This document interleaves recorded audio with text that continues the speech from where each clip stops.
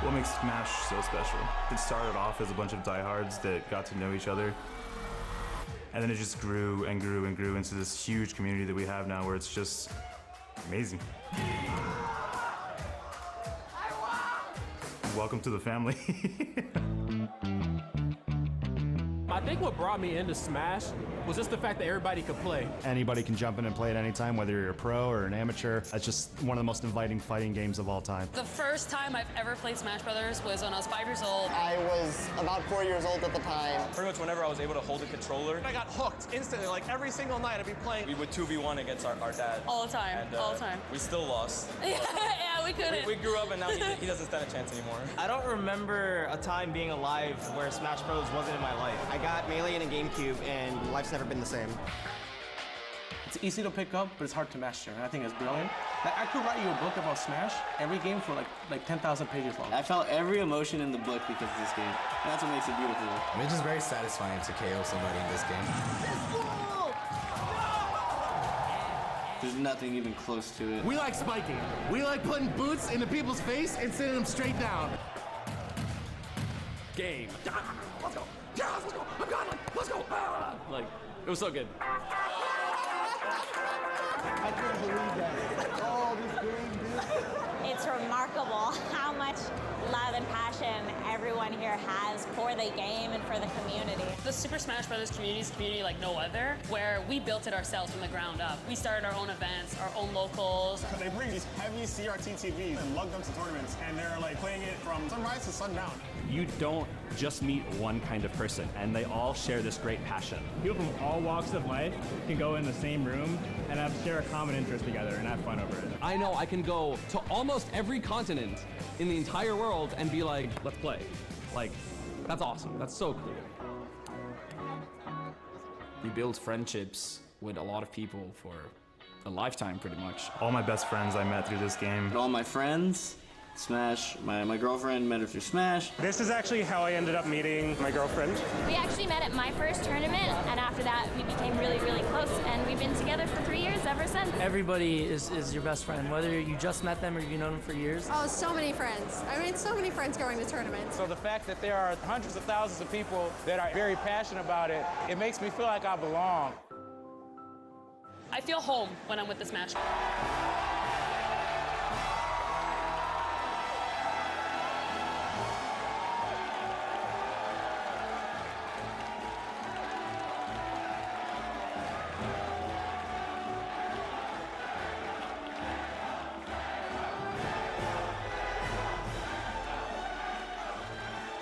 Well, welcome back again to the Belasco Theater. It's the moment that so many of you have been waiting for, the Super Smash Brothers Invitational 2018.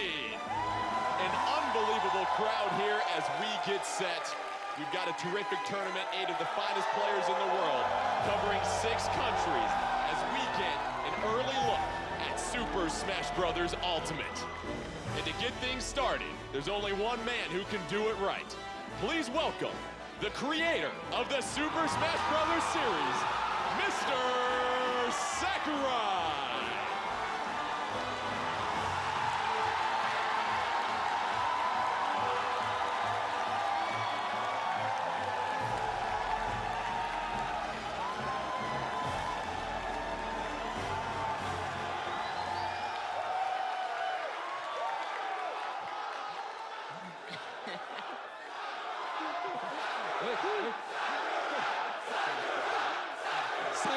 Thank you. Welcome to Smash Brothers Invitation 2080. どうも、ゲームデザイナーの桜井です。I'm the director of the game, Masahiro Sakurai.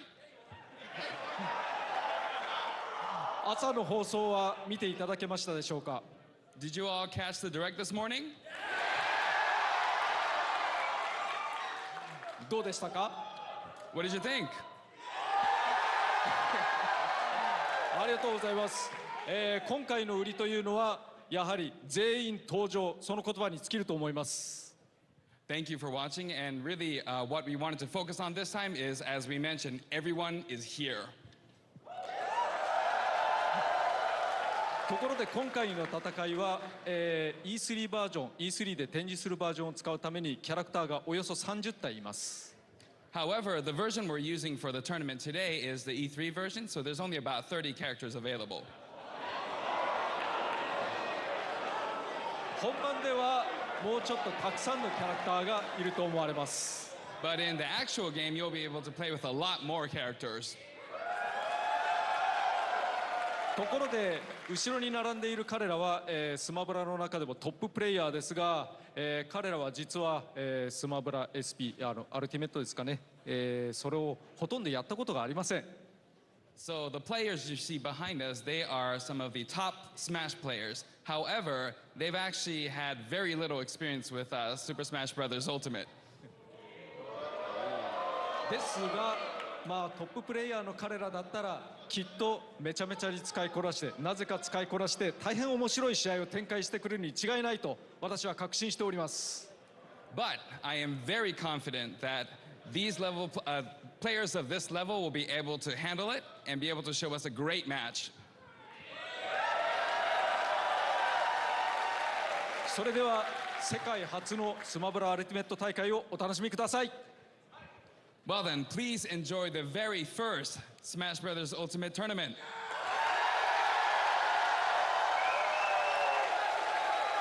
Let's give it up one more time for Mr. Sakurai as we kick off the Super Smash Bros. Invitational 2018. I'm your host, and joining me, we have two of the finest commentators when it comes to Super Smash Bros. Please give a warm welcome to Vicky, Kitty, and Vish.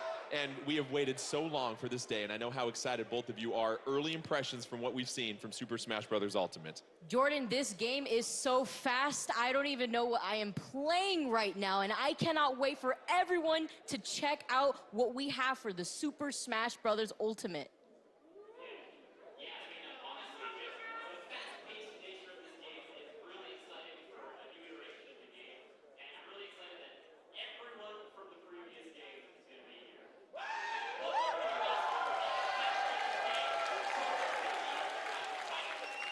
Lots of excitement here, and Vicky, let's get to the basics of Smash, because here's what's great. We've got a wonderful audience that's joining us. We have people that have been playing this game for years and years and years, this series. They grew up with this game. However, there's another new generation of future Super Smash Bros. Players that will have their introduction to Smash Bros. Through Super Smash Bros. Ultimate. So give us some of the basics of what we're looking for today with gameplay. So currently, we have come from a history of different games. You have Melee and you have Super Smash Bros. For the Wii U.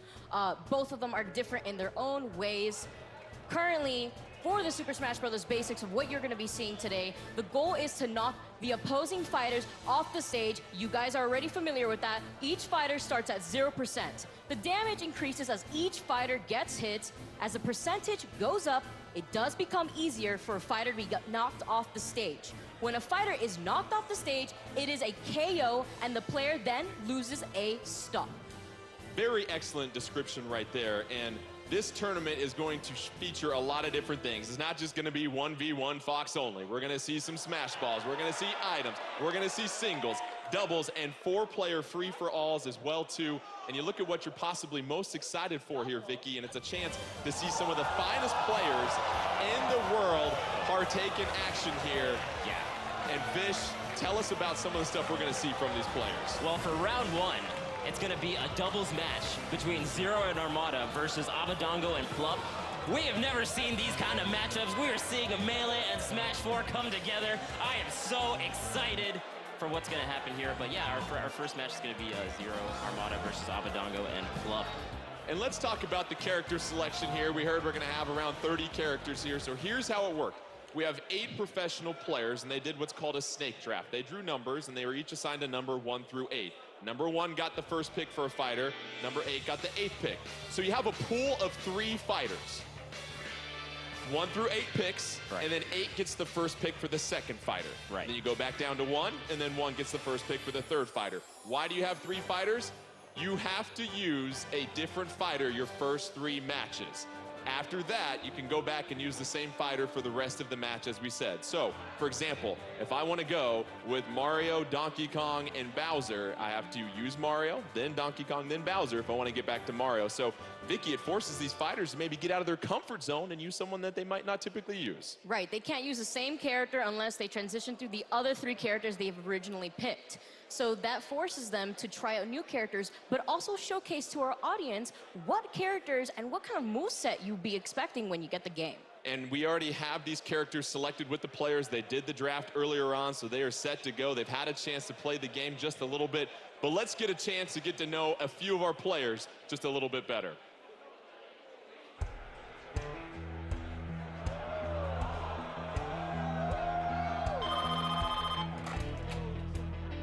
Sometimes it's not so important to be a hero as much as it is a zero with a capital R. They say if you look closely, there are gods among men. But behind every god stands a goddess, or in this case, a princess.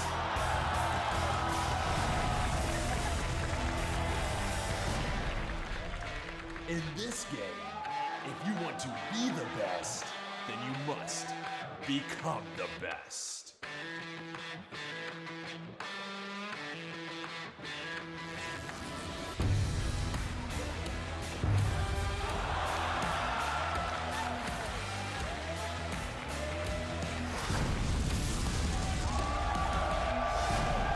And sometimes it just comes down to having the right attitude. I am not kidding you right now. Dude, really?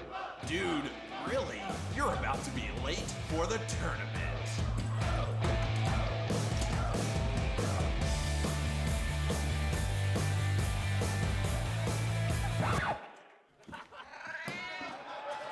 Sorry about that.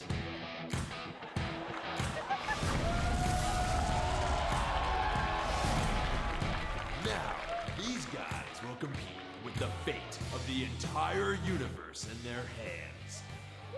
Oh, wait, it's not the entire universe? It's just for the Super Smash Brothers. Oh, okay, that's cool too. Sweet.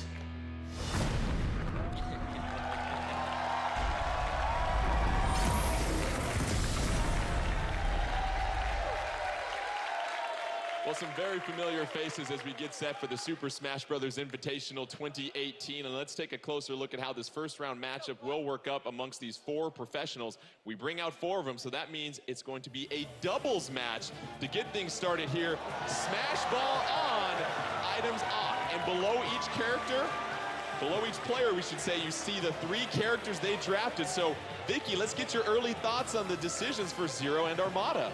So for those of you tuning in, you guys know who ZeRo is, the best Smash Bros. For Wii U player with a 56 tournament win streak throughout nearly all of 2015, second at EVO 2018, 1 Frostbite, 1 EVO. It's going to be fantastic. Vish, what are your thoughts on Armada? I mean, Armada is just like the melee side of that Titan that is ZeRo. I mean, he is won Genesis through 2 through 4. He's won EVO 2015, 2017. He is a team's god, so it's going to be amazing to see how he fares up, especially with a dynamite combo like ZeRo. And I have to say this without squeezing by, Plup choosing Ridley as one of his characters, so we will see Ridley in action today, quite possibly. And you see Abadango getting the chance to choose his coveted Mewtwo as well. Yeah, Abadango being known for his Mewtwo and as well as his Pac-Man, so it's going to be quite interesting to see. Let's get set for our first matchup in the Super Smash Bros. Invitational 2018. You see the 2 teams, ZeRo and Armada, taking on Abadango and Plup as we get set to see the first ever competitive matchup in Super Smash Bros. Ultimate. They're getting their characters set to go as we take a look at the stage here. And Vish, just the excitement we feel here in the Belasco Theater. Yeah, man, it's just like you're saying, this is the first competitive set we get to see in Smash Bros. Ultimate. I am really excited for what these players have in store. I'm curious because as we talked about earlier, you have to choose one of your 3 characters in your arsenal during this match. And it looks like Armada is going to be going with Samus. Plup is going to be going with Ridley. It's Abadango canon. going with Core, and then you see Plup with Ridley, as you said, ZeRo with Mario, Armada with Samus, and early on already, Samus taking the brunt of the damage here. Mario doing a great job staying alive, edge guarding on the side, but here comes Armada and Vicky. That smoke is going to help us determine who launches who off the side of the map as well. Exactly. The color smoke that you are seeing displayed here indicates that the player that launched that character in general is the one that incited the move that sent them that far. Yes. 81% damage for Armada, as Armada trying to avoid some more attacks. Meanwhile, ZeRo with Mario. Ridley gets sending to the side of the screen here, Vish, and Armada following up once again. Yeah, and I really like the game plan that ZeRo and Armada are doing. Armada seems to be either covering the ledge or the center, and they keep going vice versa, and Armada cleaning out that edge guard on that stock earlier. Plup losing the first stock of this match, 2-on-2. Armada and ZeRo doing a terrific job of keeping their opposition at bay, but you see Corrin bouncing Armada in the middle of the stage. Armada able to come down, that smash attack being protected by the barrier. Ridley sent off to the side, but oh, there goes Armada, and the red team losing their first stock here, Vicky, as we see Abadango holding strong with Corrin. And as you saw, the smash ball being caught on the top of the stage, unfortunately, is not going to be caught. Here it comes back, getting caught once again. Is anyone going to get it? ZeRo with the bear, catching it immediately, and unfortunately missing the very first smash ball that you see ZeRo obtain. ZeRo with the foul ball. Abadango still alive with all three stocks, but Plup is down to his final stock, and Ridley, there goes Corrin, sent off to the right-hand side of your screen, trying to get back on. Plup doing a fine job as well, too, applying some pressure. Beautiful job there of clearing out some traffic. And Vish, we continue to see lots of pressure being put on by both Armada and ZeRo. Man, I gotta say, this stage with that, the ceiling like that on top makes it such that if you're in the center of the stage, you don't get sent off vertically. So they're kind of opting to fight there if they're at higher percents. You see Abadango's kind of staying there because he's like, you know what, I can maybe tech off the top of that. Maybe I can DI to make sure that I'm on the top there. And unfortunately, he loses his stock. Abadango losing his first stock. Blue team 2-1. Meanwhile, it's 2-2 for the red team of Armada and ZeRo. And now Abadango gets sent out again, and it's 1-1 for the blue team. Armada and ZeRo, they smell blood in the water here, Vish. And Plup, you saw it using the share stock because Abadango was doing such a good job being a stock tank at the center of the stage.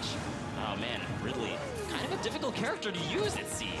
ZeRo trying to recover, but Plup with a beautiful up air sends ZeRo off to the side of the screen. ZeRo's able to recover. Armada applying some zoning pressure, those projectiles from Samus. Plup able to clear out ZeRo once again. Armada at the top of the level. Abadango using that up air on Armada. ZeRo with a couple of up tilts against Abadango and Plup to rack up the damage, and ZeRo, Vicky doing a great job of staying alive with Mario up until then, of course. Commentators curse Jordan, but Armada was doing such a good job at catching ZeRo and making sure ZeRo was safe and sound in the middle. As you can see, they are fighting in the middle. No tech zone here for what it seems. Aba trying to cover his teammate as he makes it back onto the stage. Armada doing a good job, as you can see, maintaining stage control with ZeRo, though. It's actually a pretty even match, as we're saying that ZeRo's the only one with like a huge lead, but oh my god, and Plup with a huge back air. And that'll be it for Abadango's last stock, and that's it, the game is over. That is game. Armada and ZeRo doing an excellent job of clearing things out, and you mentioned the fine edge guarding we saw from both of those, and we got our first look at Ridley, and you said a little bit of a difficult character to probably understand because you just found out about the character this morning. But Armada and ZeRo, they move on and advance to the winner's bracket, and Vicky was a good point. You pointed out with this level, in this great plateau, you've got the tower in the middle of the ceiling. It makes it very difficult for anybody to send anybody through the top of the stage, and we saw a lot of traffic underneath there. Yeah, unfortunately, it didn't look like it was a very easy job to tech in the middle of that. There was a lot of knockback happening in the middle of the stage, but there was an instance where Armada was able to tech on the side of the Great Plateau, so fighting in the middle was probably the best bet for the red team to take advantage of stage control and continuously pressure the blue team. And Vish, we talk about this game, a lot of the players always focus on movement and why it's so important in the Super Smash Bros. Series. What are some of the things you've noticed about the movement in Super Smash Bros. Ultimate? I mean, honestly, like we were saying before, it's faster.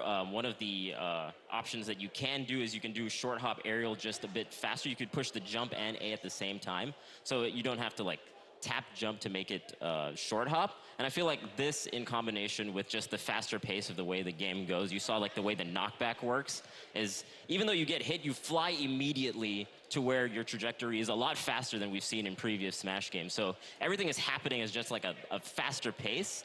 And so I think with teams, it actually makes it a little bit harder to, like, you know, combo off your allies' hits and whatnot. So I think that's a huge factor in this game. Let's take a look at the updated bracket after our first match was just concluded. You had ZeRo and Armada getting the victory, which means the two buddies get a face-off against each other in the next winners round. No. Coming up next, though, we'll have our next set of doubles. And for those players, let's take a moment and get to know them just a little bit better.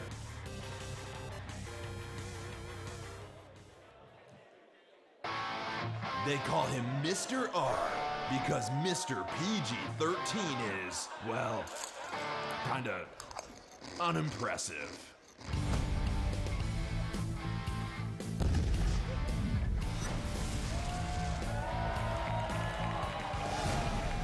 Legend has it that some are born into greatness and others are just lucky. In a world where an adult man can be named Mang0. It's Mango. Mango? Really? Yeah. Like my grandma's favorite food? I'm over this.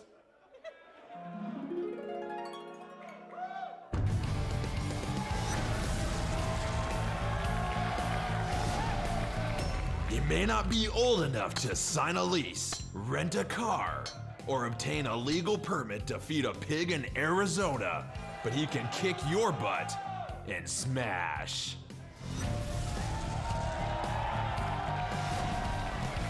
Now, these guys will compete with the fate of the entire universe. Wait, it's not the entire universe? It's Super Smash Brothers? That's cool too. I want to get in on that action. I have an arm too. Super Smash Brothers Invitational 2018.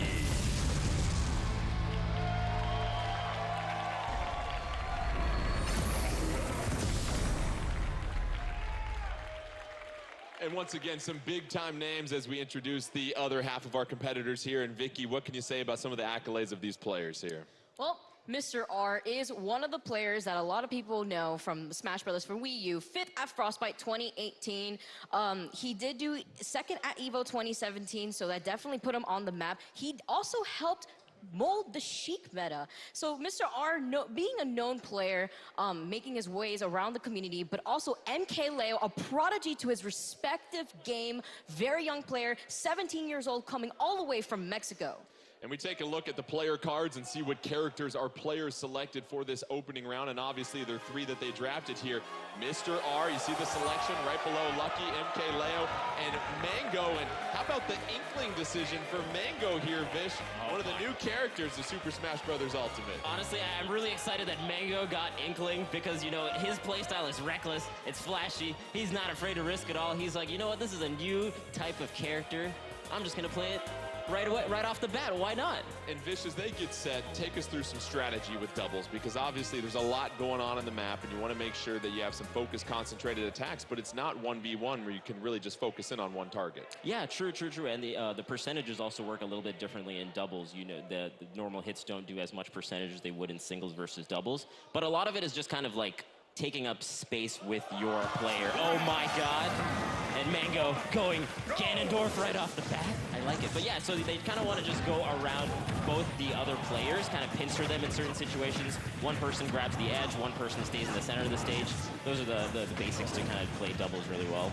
Let's pick this up in Moray Towers. Red team, Mr. R going as Cloud. You see the limit meter right there. A couple of up tilts by Lucky, and you see Mango using Ganondorf and Vicky. Ganondorf brings a new weapon to his arsenal in Super Smash Bros. Ultimate. Ganondorf now has a sword for his smash attacks. As you saw earlier, Lucky losing his shield quite early within the game. And I'm so happy we get to see a display of Ganondorf not just using his fists and his feet, Jordan, but also the sword. And Vish, you look at this map, all the different levels, it's going to be really hard to establish a neutral game when there's so much verticality in Moray Towers as Cloud gets sent to the top of the screen, and now Mr. R taking a trip to the left. Yeah, I think moves that have huge hitboxes do really well, as we saw the smash attack from Bayonetta going through the platforms like that. I think huge hitboxes like Ganon's as well will do really well on the stage, so great choices from everyone. Cloud also a huge sword hitbox will kind of just traverse and cover the stage really well. Mang0 in the middle of your map right now, paired with MkLeo's Bayonetta. 3-3 stocks for the blue team. However, Lucky losing the first stock and it's 3-2 red, and Mr. R at 135 with Cloud at the top of your screen, trying to avoid getting knocked out. Then you see another fighter to your left, Mang0, able to recover with Ganon on the left-hand side, but Lucky sends him down off the stage here, Vicky, and now it is an equal game between red and blue. You had a very similar fight to what people noticed from MkLeo and Mr. R, and unfortunately Mr. R star KOing in the background and losing a stock, left with 2 stocks in total now. MkLeo with Bayonetta doing a great job of hanging on, still on the stage. 3-2 advantage for the blue team over the 2-2 for the red. Mang0 with Ganon, missing with a couple of forward tilts right there, but you see Mr. R, nice work with the up air, able to connect. MkLeo able to punish Lucky right there as well too, Fish. Are you guys noticing that it feels like Mang0's going right for Lucky every single time they're together? I see some heated battles coming up right now. Mang0's like kind of just abandoning his teammates. He's like, you know what, Lucky, I'm coming down for you down there, man. See me. Lucky unable to recover at the bottom of your screen. He's down to his final stock. MkLeo, though, Vicky, still with his 3 stocks. He will refuse to KO, but here comes the smash ball. Lucky's gonna go ahead and grab that. We know with that smash attack, you want to make sure your opponents are lined up. Oh, but no! Self-inflicted KO, Vicky, and you gotta be careful. You can't get too excited. Unfortunately, he was facing the wrong direction and caused himself to lose that stock, Jordan. Oh, but we see Lucky getting the KO on MkLeo, and it's 2-2 blue team. However, 1-1 for Mr. R and Lucky. You're looking for MkLeo and Mang0 to close things out. Mang0 doing a great job, but oh, look at the top of your screen, Vish. What did we just see there? Oh man, a vertical KO. I mean, now it's just a 2-on-1 situation. What can you really do, man? This is difficult. Mang0 with a nice back air, and Ganondorf, MkLeo trying to use the down air. Lucky trying to elude and just get on some type of even footing. Oh, beautiful counter against Ganondorf, sends him off to the side, unable to recover, and Mang0 down to his final stock. MkLeo, though, still has 2. You figure, and that's the pivotal. Oh, but it's not enough. The huge contact there. Hanging on, but yes. He's living again. He refuses to quit. That Lucky trying to hang on. You figure the cutscene is a KO. But when you're confusing the system, you talk about being able to stay alive, and just relentless from what we saw there. MkLeo, especially with that Bayonetta, Vicky, staying alive to give the blue team the early advantage. We DI those and we live in, but not living enough. Unfortunately, they are going to fall, and MkLeo's team is going to proceed through bracket with Mang0. Let's take a look at the updated bracket after our first 2 matches, and we'll see how these fighters will continue to make their way. So MkLeo and Mang0, they get the victory, which means they will face off in a 1v1 coming up next, and it will also be ZeRo versus Armada in a 1v1 as well too. But let's get to our elimination bracket, because obviously it's double elimination in this tournament. You got to send some folks home if you don't keep winning.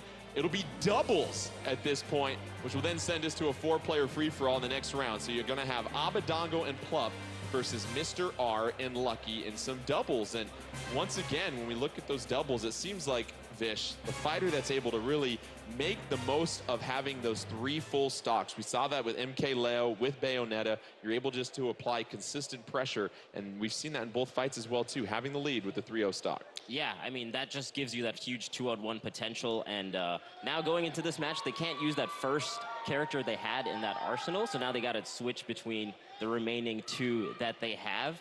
And I'm really curious to see how Lucky, with his fast-paced kind of play style, is going to change versus Plup and Abadango, and how Mr. R is going to go through this, man. It's going to be crazy. Let's take a look at the updated player cards and see what characters are still available for choice. As we said, players drafted 3 characters, and once you've used a character, you can no longer use them. You see that character that's ineligible, they are grayed out. So for Abadango, you've got your Mewtwo and Pac-Man still, Plup, Pit and Villager, Mr. R, Ryu and Little Mac, and then for Lucky, you have Bowser and Fox. So you look at some of the available characters here, not too many big heavy characters out there here, Vicky.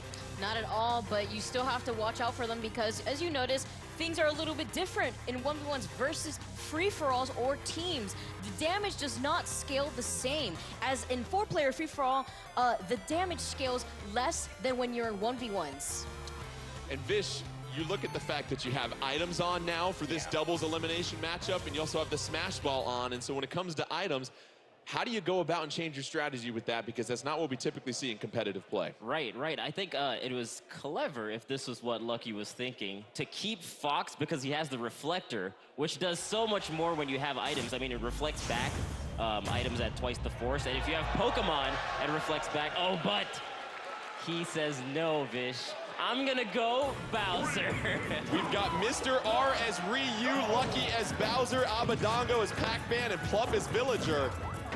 Both players, they have 4 stocks each. Items are on, so keep an eye out for that as you see the chocolate bar fly through the sky. And already, Lucky choosing Bowser. You see how big of a target he is, Vicky, taking on lots of damage at 65. He may be taking on a lot of damage, but he also deals a lot of damage on his own, so you're going to want to watch out as the trajectory of the game sends you pretty far.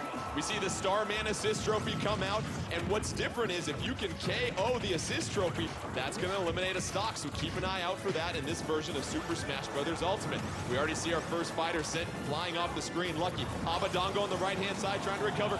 Oh, and Ryu goes out already. Oh my God, we got Knuckles. Knuckles the assist trophy. Knuckles the assist trophy, breaking the hearts of so many, but here he comes trying to assist the blue team. X-Bomb deployed off the side of the stage as well, too. You see some bottles of milk flying in there trying to get some help. Plup doing a great job with that forward tilt, clearing out the room of Lucky. Both fighters getting juggled in the air, both Lucky and Mr. R, and Smash Ball on the stage. This can certainly turn the tide. Abadango and Plup still with 4 stocks each, and Mr. R losing his second stock there, Vish. Oh yeah, and no one has seemed to got the Smash Ball. They all really went for it. I mean, that really changes the pace of any kind of match that, oh my, and Plup going so far for it, doesn't quite get it, and Lucky with the Giga Bowser. What is he gonna do? What is he gonna target? This punch is brutal, and Abadango going down. Waka Waka Waka, Pac-Man sent off the stage right there. Lucky using Giga Bowser and the punch, but now Bowser and Lucky down to 2 stocks. You've got a huge advantage for the blue team as Abadango still hasn't taken a damage on his 3rd stock here, Vicky. Yeah, unfortunately, that's a walk of goodbye to Pac-Man, but it doesn't matter because they're still in the lead. Aba holding on to the bomb, and Mr. R out of the stadium. Ryu down to his final stock. Mr. R really gonna have to hang in there tight. You've seen the pressure applied from both Abadango and Plup, 2 speedy characters working their way around the stage right now. Pac-Man using the down air on Lucky. Lucky getting sent sailing. We now have our launch star, one of the new items. You get sent to that, and that does it. That sends Bowser top of the screen KO. Both Mr. R and Lucky down to their final stock. No stock sharing at this point here. Abadango, Plup looking very healthy at this point here, Vish. Yeah, I mean, honestly, yeah, that star launcher is really strong. I mean, it KO'd Lucky at such a high percent off the top like that. I really like it. But I think now it seems like Lucky and Mr. R are kind of slowing down the pace. They were going really, really fast at the start of it, and they got comboed quite a bit, and now they're kind of controlling center as best they can. But the stock lead is just so substantial for Abadango and Plup. Oh, Bowser with the fair. That's going to clear things out. Abadango at 3, Plup at 2. Mr. R, he is eliminated, and you've got Lucky at 82%. It's 2-on-1 and plenty of stocks for both Abadango and Plup. Abadango at 103, Bowser at 113. He's hanging on still. Both fighters, though, have him in his sights. Lucky trying to hang in there. Plup doing a great job with those juggles, though, Vicky. Yeah, he was doing a good job at avoiding Abadango and Plup and avoiding trying to get hit by them, and instead opted for them to get the blast. But oh my goodness, we're having the 3-part ship here from Kirby Air Ride. I'm so glad we were able to see that once again come back to the Smash games, Jordan. A decisive victory. Nicely done as you look at Plup and Abadango. And it seemed like, Vish, their characters were just much quicker than what we saw for the other selections, Ryu and Bowser, and your opportunity to grab those items really gives you control of the stage. Yeah, I think because Bowser is like one of the slower of the cast in this particular set, I think that, you know, he just couldn't get up there as quickly, and he's so big, so he just got kind of tossed around by the other 2 the enemies. So he wasn't able to get the Smash Balls very well. He got 1, but he wasn't able to get the items, and, oh man, just kind of a slower pace. Ryu also not the fastest in that kind of team's dynamic, but Aba and Plup pull it out, man. Let's go ahead and take a look at the updated standings here now that we look at the bracket and see how things are advancing for our players. The elimination bracket, Abadango and Plup, they get the victory. That means they'll move on. Mr. R and Lucky, we appreciate you guys joining us, but it is an elimination tournament, unfortunately. So a couple people have to go home. But we're gonna take a quick pause from the high-level play we see from the professionals and switch gears to a couple of special guests. And for more on that, let's please welcome to the stage one of the great Super Smash Bros. Hosts and commentators, TK Breezy.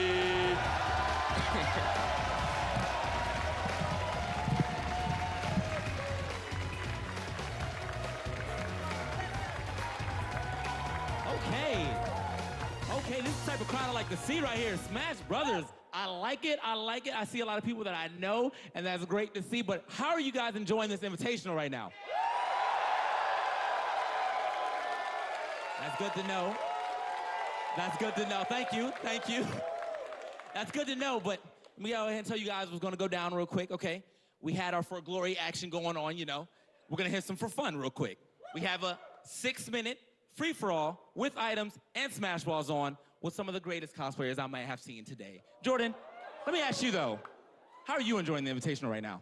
I'm loving it. I think the biggest thing is the crowd and the support that we see here. You talk about the Super Smash Brothers community, and we're seeing it in full force here, TK. Most definitely. Thank you, guys. Dude, this is the type of energy that I like. I almost walked in this morning and thought I was actually at a tournament. Like, there's so many people that I knew. I was like, man, am I in bracket? I might be in bracket. All right. So let's get into it. We got our cosplayers. Can we get our cosplayers to the stage? And these cosplayers are Jesus as Mario, Trisha as Link, Tyson as Ness, and Matt as Pac-Man. And I love these outfits here, TK. And how about Pac-Man right there? I love it. I love it. Now they will get a chance to play Super Smash Bros. Ultimate for the first time ever. What advice would you give some folks that are picking this game up for the first time? All right, so you know how when Smash 4 started and everyone was just rolling all over the place and it was impossible to beat? Well, that's not a thing here, because in this game, there's actually diminishing return on the rolls. So the more that you roll, the longer the roll is, thus meaning you're gonna get punished. So I'd say ease up off those triggers for a little bit, because you don't want to be that guy who gets punished for rolling entirely too much. And what's different is we see some different mechanics with the air dodging as well, too, and just the general speed of the game. Oh, yeah, most definitely. The air dodging now, there's directional air dodging if you haven't seen, but also for the Brawl players and the Smash 4 players, there still is that Brawl-esque in Smash 4 air dodge if you do not hold a direction when you air dodge. So it's a little less lag, still laggy enough for you to get punished, but there is a little less lag, so it's a little safer. And a couple of changes to some classic characters. What did you see from the newest edition of Link that we have in this one? Okay, this is actually going to be, I'm glad that we're seeing some Link action. Also, shout out to you guys all playing the character that you're cosplaying right now. I mean, that's just character loyalty. But that's just character loyalty right there. The devotion right there.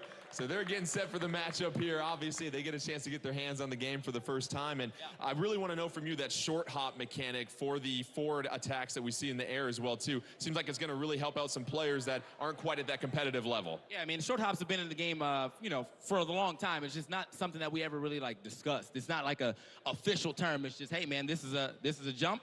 This is a short hop. But now they kind of made it an official term. We have short hops in the game, making it much easier to, attack, keep that pressure going on someone when they're on the ground or maybe on a small platform or a low platform. Keep it going. Keep it going. What's interesting, too, is we were talking about this a little bit before. The damage output is different when it's a 1v1 versus a 4-player free-for-all match. Tell us a little bit more about that. All right, so the damage output, I'm just coming here rattling off information. I've been going at this game for a little bit upstairs. We was out there chilling, so I got some inside scoop. But the damage output, you obviously do, I don't know which one people want to call the normalized damage, but you have a certain amount of damage that you do on one-on-ones, and then you have a certain amount of damage that you do in free-for-alls or, 2v2s. So the damage is definitely different. You're going to do more damage in one-on-ones, obviously, to compensate for the fact that it's just you. And then in doubles, because you have a team partner, you're going to do a little less damage. It's not anything crazy. It's not like a 50% cut or anything. But, maybe up smash does 18 in singles, and then up smash does like 15 or so in doubles. And I'm curious as well, too, it's going to be Super Smash Bros. Ultimate, every character we've ever seen before, but a couple of new ones, Inkling and Ridley. Many people waiting a long time to see Ridley in this game. Your thoughts on both those characters? I mean, I was just as surprised as everyone else. I mean, you guys, when Ridley came out, how surprised were you guys? Come on. Big surprise. All right, guys, but outside of that, we're going to get into the match. We have the fighters ready. They're all still playing the characters they are cosplayed, which, again, I had to appreciate. Let's see how it goes down. We got the ready to fight on deck, and I'm just ready to see what's going to happen. And in this 4-player free-for-all, if you want to follow the action, you can see the color of the smoke when they get knocked off the stage. That'll tell you who launched who. You got a nice, convenient little radar. But let's get things rolling here. It's no secret. You got Mario, you got Link, you got Pac-Man, and Ness. 4-player free-for-all here, TK.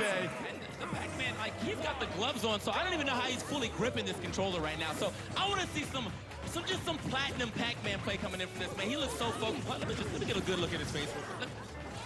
He's focused, man. He's in it. He's dialed in, dude. He's dialed in. You got the Champions Tunic Link. A couple differences there. And no hook shot for that Link this time. No quick shot this time. For those who do not know, Link actually is the Breath of the Wild Link, so he does not have a hook shot one. He also has detonatable bombs, much like the game. You can put a bomb out, leave it out for a long time, and then as an opponent gets closer, you throw it towards your opponent and it hits him, you detonate it, and get big damage. Smash ball on, items on. You see Ness with that smart bomb, deploys that. That's going to be Mario sent sailing, but Mario hanging on right there. Bottom right-hand corner of your screen. Up tilt from Pac-Man. That clears out Link at this point. You got a super scope on the stage as well, too, if you want to use that. And TK, early on, our fighter's doing a great job of hanging in there. But Link getting an early KO. Yeah, early KO for Link. I was wondering who's going to get that first one because it was actually looking jam-packed in here. And as we're looking at the big screen and also some player faces, we're still looking extra focused.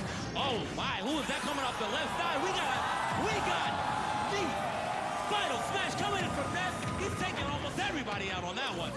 Ness grabs the smash ball. You also saw a Lowland Vulpix on the bottom of your screen as well, too, early on. And what we're going to see here, TK, is that the leader is going to light up here in just a little bit so you can follow and see who has the lead. Pac-Man doing a great job clearing out and getting a KO against Ness right there, so negating probably what Ness did with that smash ball. And as Jordan said, there is an indicator for who is in the lead. He will flash momentarily. So it's kind of like the get that guy, the get that guy notice right there. If you want to get in the lead, you know exactly who to take out. That black hole right behind the launch star. You got an essential galaxy in the middle of this map as everything sent spiraling in there.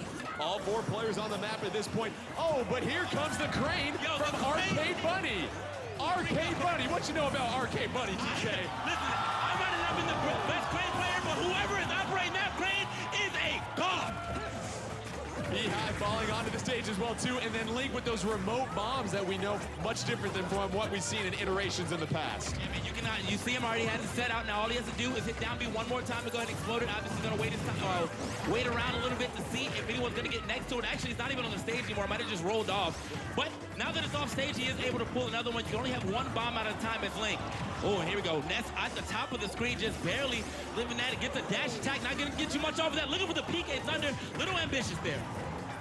Pac-Man in the middle of your screen right now. You see the Star Rod right behind him. Nobody grabbing that. That remote bomb sending Ness to the top of the screen. Ness and Mario on the right-hand side going a little 1v1. That fair knocking Mario back at this point. Oh, but you see the upward smash and another smash ball. Oh. You should get that. Oh, 2 smash balls, you say? You should get that one. Hit that one. Okay, Mario. Here comes Mario. And the smash ball. Sailing. It wasn't a real one. It was fake.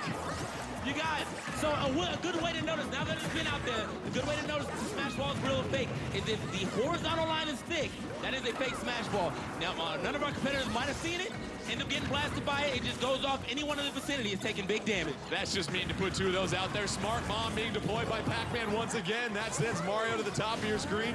Ness trying to use a PK Thunder on the left-hand side. Link with the beautiful up air. Here comes that Hokatate bomb that's going to come crashing down here in just a second. Some bananas on your bottom right. Got to get that potassium, Mario. Watch out for that bomb coming back down to earth. Doesn't do any damage at that point. 2:15 left in this one, TK. Tightly contested. Look, very smart for that Mario to go for those bananas too, man. Has the highest percentage on deck right now. As you can see, the rage mechanic is obviously still in. Look at his portrait right now. He's smoking. I mean, he's extra mad. He is fuming. And the next person to take the up smash for him might be the last up smash they'll ever see. Mario 138 at this point, trying to use the down air as he comes back down to earth. Mario with the up B that's going to clear out some traffic.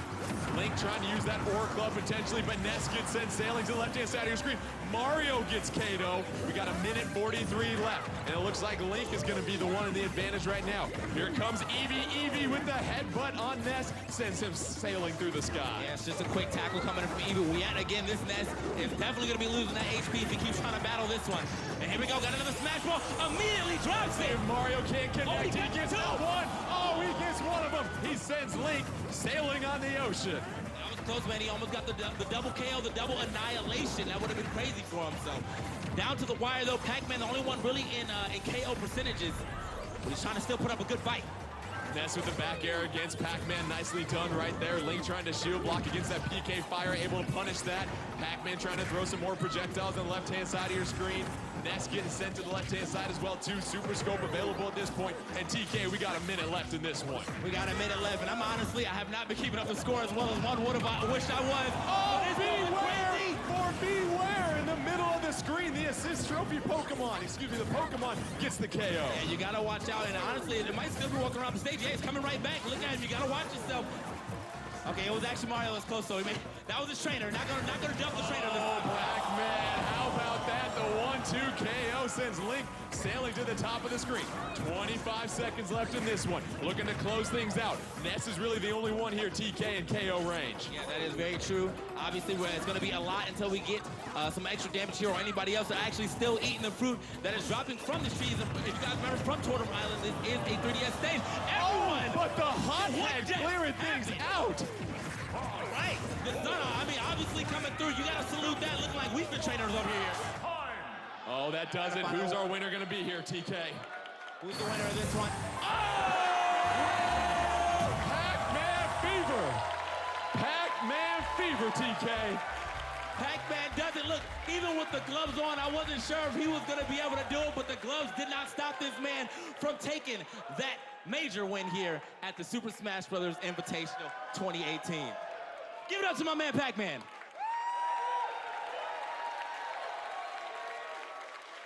All right, guys, so that was a lot of fun, but we're going to get right back into the Super Smash Bros. Invitational 2018, throwing it to our casters. TK Breezy. Give it up for TK Breezy one more time here. Nicely done. And it's always great here, Vish, to see some players get their hands on Super Smash Bros. Ultimate for the first time, and you see all the fun that they had right there. I love seeing Smash Bros. Of any skill level, especially this early in the game. It's so hype. I mean, Pac-Man, a Pac-Man cosplayer winning as Pac-Man, what more could you ask for? It doesn't get Smash Ultimate. It doesn't get any better than that. And Vicky, we talk about fun, and that's the one thing we talk to all these professional players about. They say the one thing they try to remind themselves before they go out for any type of competition is that it's still a game and it's meant to be fun. Exactly. Not only does it bring friends together sometimes, but it also allows great family time, and it grants everyone to kind of loosen up and enjoy the game for what it is. Let's go ahead and take a look at the most recent bracket as we get set to advance on our professional side of the tournament here. We're gonna have a one-on-one, ZeRo versus Armada. They were on the winning doubles team that overcame Abadango and Plup earlier in our first round of action. Let's take a look at the player cards here and see who they might be selecting. You see ZeRo has Sheik and Ike still available. Armada, Pokemon Trainer, and Kirby and Pokemon Trainer. A few changes that will certainly benefit that style of play in this edition here, Vicky. It's going to be quite interesting because this time around, Pokemon Trainer has no fatigue. And you talk about that ability with no fatigue and interesting things you can do in the air here as far as combos and dodging, Vish, when you're using Pokemon Trainer. I think it's actually really cool because Squirtle, you know, he has like lighter hits, so he can do light hits and then maybe switch in the jump animation. You can switch Pokemon in this version, so then you can switch the Ivysaur, do a finishing move that way. And I think the really interesting thing is you have 3 sets of recoveries with Pokemon Trainer because of you can do it while in the air. So I think that'll make you can use Ivysaur's tether recovery. You can use Charizard's multiple jumps. You can use Squirtle, and he goes Pokemon Trainer. I choose you. Ike versus Pokemon Trainer. Smash Ball on. So Vicky, with that Smash Ball being on, how does that change the strategy in a 1v1? Well, as you notice, the Smash Ball doesn't usually appear in the beginning of the match, and more so in the middle of the match. So I know that ZeRo is going to be keeping his eye out for that, and Armada is going to want to try to take it over ZeRo before he tries to snipe it. We talk about Armada has a very strong punish game, so he will look for holes in ZeRo, but ZeRo getting the nice grab into the side throw. Armada down below ZeRo at this point here, and Vish, it's one of these levels. We talked about Moray Towers, hard to establish that neutral game consistently. For sure, for sure. But I think Ivysaur is a great choice in this kind of stage because the vines kind of go through the platforms as well, and even the up air, the bulb kind of hits out the platform. But the really cool part about Ivysaur is how fast he KOs his opponents. That up air will get you at like even 100%, so you got to really watch out for that. Both fighters finally on neutral ground. The punish by Armada right there after blocking the attack from ZeRo. ZeRo with the up air. That sends Armada selling to the side. And how about the fair that we just saw from ZeRo there, Vicky? Yeah, he's doing a really good job at keeping Armada off stage and unfortunately unable to make it back. You saw Armada rolling a lot, and we've established already defensive play in this game is not rewarded, Jordan. It's more so aggressive play. Well put, aggressive play, and we see Armada go with the much faster Squirtle this time against ZeRo. Squirtle with the nice dash attack into the up air. That's going to send ZeRo sailing. ZeRo able to recover, though, nicely. And you look at Ike and those multitude of recovery options. That's going to really help out ZeRo as a heavier character, Vish. For sure, for sure. I really like the way that these players are playing. They're using the whole stage. I kind of thought they would be either in the center or whatnot, but they are just going all across the board. There's so many ledges that they have to edge guard, so that makes it quite harder, and I feel like that gives kind of a bit of an advantage to Ike in the way he recovers because the way the side B goes through the stage and then the up B goes so high up, but a little bit of positional advantage for him. Squirtle with the nice back air against ZeRo, unable to get onto neutral ground and make a punish there. Armada versus ZeRo. Armada down to 2 stocks. ZeRo still making the most of his 3rd stock, but Armada, oh, and we see the weight of ZeRo and Ike really benefiting him right there, Vicky. Yeah, these ceilings are absolutely humongous, but there's a smash ball, and Armada knocking ZeRo out of the map and trying his best to try to get the smash ball, but ZeRo is not having it. Although he lost his stock, he still manages to get the smash ball and manage to land the Aether.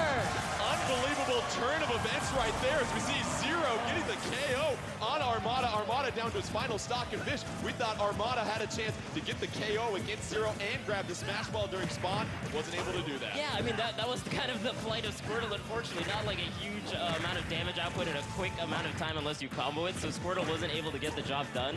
And I just came through swinging, and he destroyed my man Squirtle. Why you gotta do Squirtle like that, man? A couple of down tilts by ZeRo, unable to connect. Armada doing a great job of jumping from the lower level to the top level and connecting with a couple of those aerial attacks against ZeRo. That up air does a great job. Ivysaur and Armada trying to hang on with their final stock, and Vicky, once again, ZeRo doing a great job making the most of he can with his extra stock advantage. Notice the pressure that ZeRo is applying on Armada as Armada's trying to find his footing back below the platform of ZeRo. He's trying to figure out a way to not get pressured as often. Yeah, I mean, the sword just does such amounts of damage and covers so much of the stage. I mean, the vines do a little bit, but again, Squirtle is not working out very well, and the vines only hit at like diagonal kind of trajectories. So just Ike's sword is putting in so much work right now. We see ZeRo and Ike trying to gain the upper ground on the ramps and try to get some of those down tilts. Forward air, not enough to send Ivysaur off the stage. Can he recover? No, the vine is too short. Needed a little bit more sunshine, water, and fertilizer to get that one to the edge of the stage. And we see ZeRo doing a great job of not only edge guarding, but getting the smash ball. It seemed like, Vicky, that really turned the entire tide of this match. Although he had lost his stock in the moment where the smash ball appeared, he still managed to capture the smash ball. But around the end there, as you notice, that Ivysaur was unable to grab the ledge. Magnet Hands isn't as significant in this game, Jordan. And we see with Ike a heavy character, but you also have a lot of range with that sword. What else do you see from Ike in this edition from the little bit of gameplay we've seen for one of those signature Fire Emblem characters here, Vish? I feel just like a little bit faster, and I think even on that stage that we played on Moray, it just felt like he could traverse the platform so much better. His side B was an amazing recovery. The vertical recovery that he normally has was strengthened by that stage so much, so it just felt like none of the Pokemon could get a significant KO on him, but every single time he was just in there with the sword. So. Yeah, we never saw Charizard in that match for Pokemon Trainer as well, too. Let's take a look at the bracket after that match. We obviously have ZeRo getting the victory over Armada. ZeRo will advance in the winner's round to the finals of the winner's round prior to the grand finals. Up next in our winner's round, reminder, Smash Ball on, items off. MkLeo versus Mang0, and you were talking about MkLeo a little bit earlier here, Vicky. ZeRo had that unbelievable year in 2015, won 56 straight tournaments, but many people say the youngster MkLeo could be the second coming. Yeah, he revolutionized the way that Marth played in a sense where consistently was able to master his spacing, was able to change the way Dancing Blade even worked with tipper mix-ups. So seeing how he's going to be going into this game, you already saw him display Bayonetta. So he does have two other characters that he can use, Jordan. Let's take a look at those character cards for both MkLeo and Mang0 as they get set. And we remind you, they drafted 3 players. You have to use all 3 players at least once before you use another character again. You can write them out. Oh, and you look at MkLeo, you've got either Snake or Sonic. For Mang0, you've got the Inkling or Link as an option. And you look at a 1v1, and let's start with Mang0 here, Fish. You've got Inkling, you've got Link. It's a 1v1, so you can really focus and concentrate your strategy. Who do you think you might want to lean on here? I mean, Inkling, I feel like might do a little bit better in one-on-one because some of the dynamics of Ink is that if you throw Ink on your opponent, they get more damage subsequent hits. If you have Ink on the ground when you use your roller, it causes the opponent to slide or walk slower while it's on it. So I feel like you could even tech chase a little bit with the side B, and then from there you can have the slower movement work really well in a one-on-one type situation. Link is also really good because his bombs detonate after you hit down B again. So there's like a lot of setups you could do a little bit better in one-on-one situations with both those characters. I have a feeling that he's gonna go Inkling. Yes, and Mang0 going Inkling, fulfilling the fans' desires and wants. Wah, wah, wah, wah, wah, wah. Sonic versus the Inkling. Mang0 as the Inkling. And already we see Sonic, a very fast, speedy character. You're gonna have to be really accurate against him, Vicky. Yeah, Mang0 was telling me how he really likes the way that Inkling plays, and he would probably want to play Inkling when it comes to this game. Character has a lot to offer, especially coming from the Splatoon series. You want to keep your eye out for that final smash, so you're gonna see Mang0 try to go for the killer whale. Yeah. And you see the ink cartridge next to the Inkling. You've got to remember you have to refill that. You can hold shield and B if you want to refill it. All of your ink-based attacks need to use that ink. And so not only are you managing the stage here, Fish, but it's ink management as well, too, if you're Inkling. For sure. I mean, the ink on the ground might not do too much against a speedy guy like Sonic. And I just got to say, I love that we're playing on Saffron City. That is amazing that it has come back into this game. Yeah, Sabrina and her psychic Pokemon getting a great show here with Mang0 and MkLeo as both Sonic and the Inkling. Don't forget, Smash Balls are on. Oh. And here it comes. Let's go ahead and dial that up here. Sonic trying to get it. Oh, but MkLeo sending the Inkling out of the stage, has a 3-2 stock advantage and a Smash Ball. So, Vicky, it's all about the timing when you use this. And here comes Super Sonic. Yeah, you don't control it this time around, but MkLeo creating a gigantic wave, preventing Mang0 from landing, but unfortunately not dealing as much damage as we thought, Jordan. Yeah. MkLeo, 3-2 advantage, 75-32. You look at the health, 75 for MkLeo, 37 for Mang0, and a nice little up air by MkLeo as he continues to keep the Mang0 and the Inkling at bay here, Fish. Yeah, and I think because of how tall this stage is, it's kind of working out for Sonic. You saw MkLeo go on the right side bottom, and not really fearful because he has the huge double jumps and he has the up B as well. But yeah, nice stock for Mang0 taking it. As you saw in that moment, actually, he used the up smash and it was able to KO as early as because when Inkling splats people and you have paint on yourself, the ink that sticks makes you take more damage in that instance. You saw that up smash, pulling out the blaster, the Inkling able to make it 2-2. Now let's see if Mang0 can make a comeback. Beautiful fair there by MkLeo, trying to keep Mang0 at bay. The roll dodge into the back throw, sending Mang0 off the stage. Oh, and the edge guard by the fair. How about that right there, Fish? Yeah, I mean, he read the jump beautifully and got that backer. He's putting in work right now. I can't say anything negative about MkLeo. MkLeo, 2-1 stock advantage over Mang0. Mang0 already at 47% damage. And Vicky, it seems like MkLeo doing a terrific job of juggling Mang0 in this matchup. He's not letting Mang0 hang out at all whatsoever on this stage. MkLeo, you can tell he's here to stay in this tournament, even if it means eliminating his own teammate, Vish. Yeah, I mean, it really feels like even the neutral game is being led by MkLeo. Just the hitboxes he's throwing out, Mang0's kind of going into them or just reading where he's going. And he's getting all these combos, the up airs, stringing the up airs. What can Mang0 do? Can he bring this back? Mang0 at 120, MkLeo at 42. MkLeo looking for one more splat on Mang0 at this point. You see the jab combo, that's gonna cover Sonic with all sorts of ink. And if you're Mang0, you gotta connect on a couple hits at this point. You know that Sonic's gonna take much more damage if you can connect, but no! The forward smash by the ink-covered Sonic will go ahead and allow him to take a victory shower after that as MkLeo advances. And Vicky, as we said, and as Vish pointed out, really MkLeo dominating the neutral game and dominating the aerial game as well too, against what we saw there in Mang0 and the Inkling. Yeah, aside from trying out a different color, he was able to make sure that Mang0 had a really hard time landing onto the ground and consistently juggled him, Jordan. Let's take a look at the updated bracket after that matchup and see what's happening here. And you see the couple of victories that we had in the winners round, which means what a matchup we'll have. ZeRo versus MkLeo here in the next winners matchup. 1v1, both of those fighters able to advance on. So we'll obviously move to the elimination bracket at this point as we get set for our next matchup there. And like we said, different set of rules in the elimination bracket. We now have a 4-player free-for-all. Smash ball on, items on between Abadango, Plup, Armada, and Mang0. So Vish, you look at the rules, the 4-player free-for-all. Where do you begin with strategy in this one? Well, I see that there's 3 Melee players in the elimination round. I see that the finals have got 2 Smash Brothers for Wii U.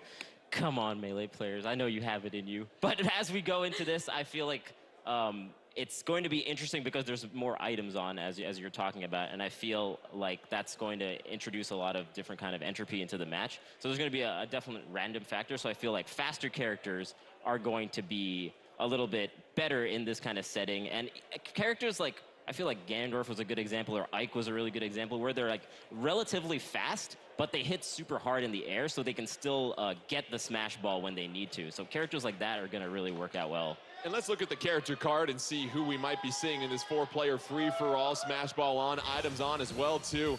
Abadango down to Mewtwo, Plup with Pit, Armada with Kirby, and Mang0 with Link. And so really, Vicky, a collection of some light characters, Link being your heaviest one out there.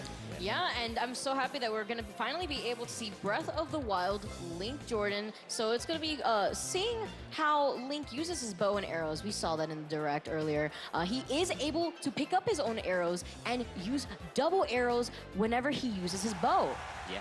Let's get set for this 4-player free-for-all. As a reminder, only 1 player advances out of this matchup, so a lot on the line here as we continue along in the Super Smash Bros. Invitational 2018. Actually, Mewtwo is also a very cool pick because of how much space his tail takes. If you do down tilt or forward tilt, it kind of just hits pretty decently hard. It can combo well, and it takes up a lot of space. So I think Mewtwo's also a really strong pick in this kind of setting. And Vicky, you look at Mewtwo's tail and Link's sword, and a lot of times you hear some of these competitive players talk about disjointed hitboxes and hitboxes. How do those come into play with these characters? As we see Midna, the assist trophy, make an appearance. They do a really good job at controlling spacing in general, and look at Abba taking advantage of the healing field right there. He was lingering around it, and it allowed him to heal within the battlefield. So you're gonna want to keep your eye out for these items. Oh, we see the up smash into the air right now, and already Palkia flipping the screen upside down. And this is interesting against human characters. The controls are reversed, and so you might see a lot of these players not move as much at this point here, Vish. Yeah, they kind of just stood still. Everyone was just like, what is going on here? I don't understand where I am. So everyone just took a little breather. Oh my goodness, but Plup with that down air spike already trying to be pretty dominant within this free-for-all. Oh, and we got a smash ball. Kirby using all his jumps to get up there, but no, Mang0 gets it and misses. Oh, the ancient arrow. That's the Mang0. They're great against Guardians, but you gotta connect if you want to make good use of them. You see Abadango, Armada, Mang0, all with 3 stocks. But how about Plup here, Vicky? 135, but all 4 stocks available. He's doing a pretty good job at trying to edge guard Armada, makes it back into the stage. Armada trying to get away from Plup, notices that he's in his line of sight. Assist trophy on play. Oh, and we have a Nintendo. Oh, that's a good boy. That's a good boy. Why is it Nintendo in Smash? You're a good boy. Oh, yeah, you're a good boy.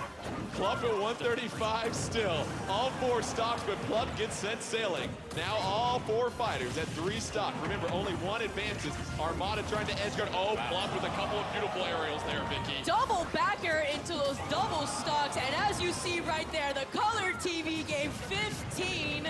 Everyone knows what game this is, obviously. Assist trophy. Plup is just doing a great job at just edge guarding nearly everyone on this match. See Mang0 on the left-hand side of your screen as Link getting back up on the stage, trying to edge guard against Armada. Mewtwo connecting with the Shadow Ball as well, too. A couple of those 3-piece items still up for grabs. Nobody has one in their arsenal at this point. Plup trying to clear things out. Kirby doing a great job of clearing some real estate as well, too. Oh, and here comes Bomberman as an assist trophy. Oh, no, Bomberman is an assist trophy. Watch out. Oh! Link able to hang on, but the Shadow Ball connects with Link on the left-hand side of the screen, and Mang0 down to his final stock here, Fish. Yeah, that's another great part about Mewtwo. I mean, he's got huge hitboxes, and he can charge up a projectile that also KOs really well. He's pretty good in teams of free-for-all, man. Darkrai putting a few folks to sleep. Link gonna go ahead and put on that jetpack. Nice up air by Plup. Plup sending Mewtwo off to the right-hand side of the screen. Mewtwo able to hang on and grab that ledge. Yeah. Plup still trying to clear people out, doing a great job. Has these 3 stocks. However, let's make that 2. And Armada's your leader with 3 stocks at 117. And the Kyogre. What's gonna happen here? Oh, okay, all right. But yeah, like you're saying, it felt like Abadango or Plup had the advantage for quite some time, and then Armada kind of just snuck into the lead. There were just some careful play. Now he's staying on the top platform like that so he doesn't get hit, and he gets the smash ball. Armada with some optimal play right now. Kirby and Armada with the smash ball. 1, 2, 3, couple of combos. Has Link spinning right now, and that's gonna send Mang0 out of the game at this point. Here's Electrode in the middle of the map, getting ready to explode. Players cautiously keep their space. Up, that's a dud. Hold on, keep an eye out for that, though. Oh, you can... Oh, but Mewtwo broke up! Close! Friendly fire, and Mewtwo's eliminated by Electrode, and now it's down to Plup and Armada. Both fighters relatively at the same percentage health. Armada as Kirby, Plup as Pit. Only 1 fighter can advance, and now it shifts to 1-on-1, Vicky, and where does your strategy change? As you can see, Armada was playing extremely patient, sneaking his way up into the lead versus Plup. He was doing a great job at ledge guarding all his opponents, but it seems right here, Armada with the change of momentum, and once again, Kirby Air Ride is gonna make an appearance. No! Oh shit! And he misses! And he misses! You can't hit what you can't see. Plup able to air dodge, and that's a critical point right there. That is an amazing air dodge. It felt like Armada was just watching him go every time. He felt like he was just actually waiting for that defensive option, but Plup just delays it even more slightly. And Plup, happy to take center stage, kind of pushing Armada into the left side of the stage. He's doing a little bit of comboing. You see Armada, what he's trying to do is stay underneath Plup and get his up tilt combo started, leading into back air. And a decent amount of percent right now on Plup. Plup doing a great job of blocking and punishing anytime Armada tries to come in with an attack. Both fighters unable to really connect, but here comes the side throw by Plup. Another item, that's going to be an air ball. Sends Armada off the side of the screen, but you know Kirby has that terrific recover. Here comes the Warp Star. Kirby trying to hop in his ride and close this thing out. He's got the Warp Star available. And Armada with the tech! The tech from Plup! Already the tech coming out. Oh my goodness, and Armada completely changing the pace of the game, Vish. Yeah, I mean, he wanted to go for that edge guard with the down air, and then he got the up B and Plup teched it. This is some high level smash ultimate, and he gets the cutscene. Still living. That DI. Oh my God. Is 2 going to be enough? And yes, that will do it. Plup moves on from our 4-player free-for-all elimination round. And how about that, the back and forth, but let's point out that highlight, that tech off the stage that we saw there, Vish. Yeah, so he had, actually there was a Warp Star on the left side of the stage. Armada was just like, nah, I'm not even gonna go for it. He goes for the down air, and then he had to recover, so he goes for the up B, and then Plup is like, you know what, I'm just gonna tech that and make it. A couple of highlights in this match, and Vicky, one of them came from the beautiful air dodge by Plup. You thought Kirby had things on set, ready to go to clear this out. Take us through what we see here. As you can see, Armada was preparing himself to hit him and wait for the perfect opportunity to hit Plup, but in the perfect moment, look how Plup was able to avoid the shot.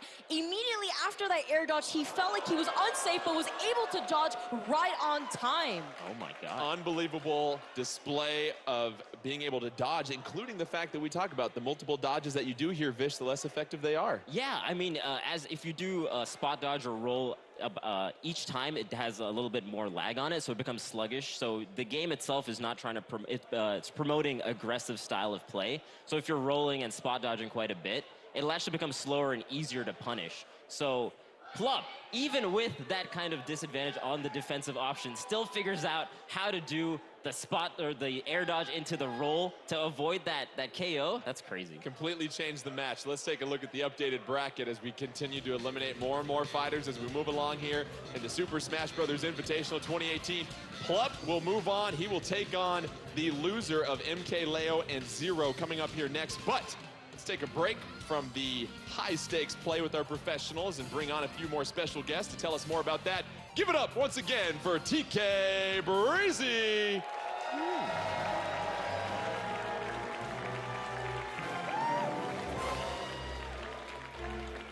really like that entrance.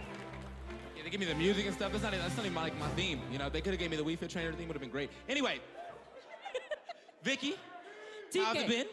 It's been insane. How are you guys doing with the new Super Smash Bros. Ultimate?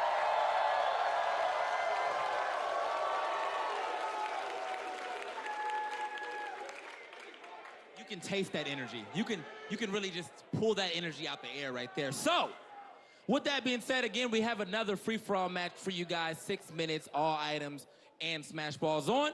But this time, we have some special guests. So I'm gonna bring out these special guests real quick. Our first special guest being Devin Graham.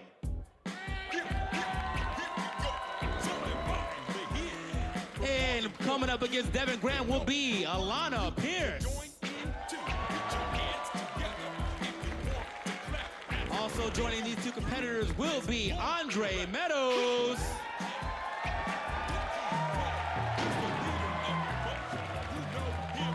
And to round out this crew of homies is the ultimate homie, Zelda Williams.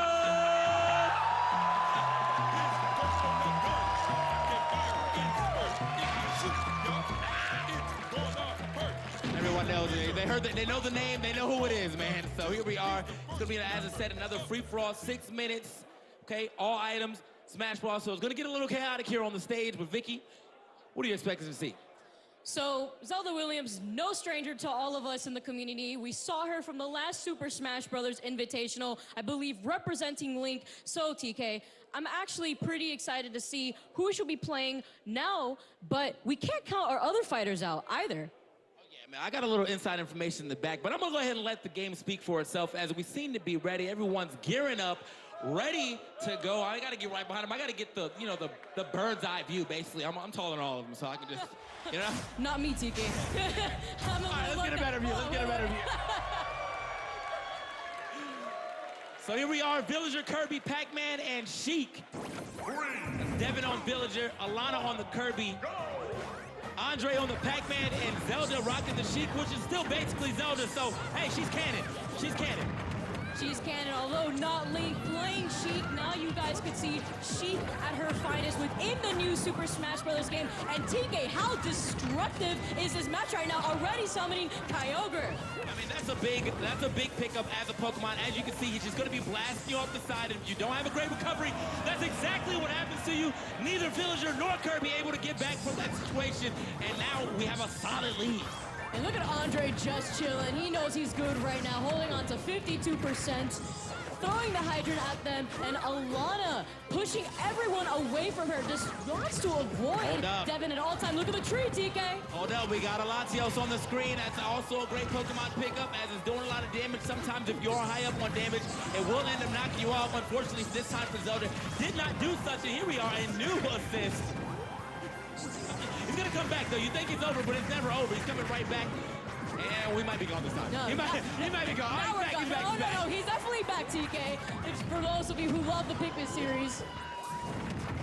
So right now, as you can see, you know, the only person really in percentage right now was Devin with this Villager, but however, that has been eradicated immediately. That KO gonna go ahead and rock him, but so is another KO right here onto Alanah and Zelda.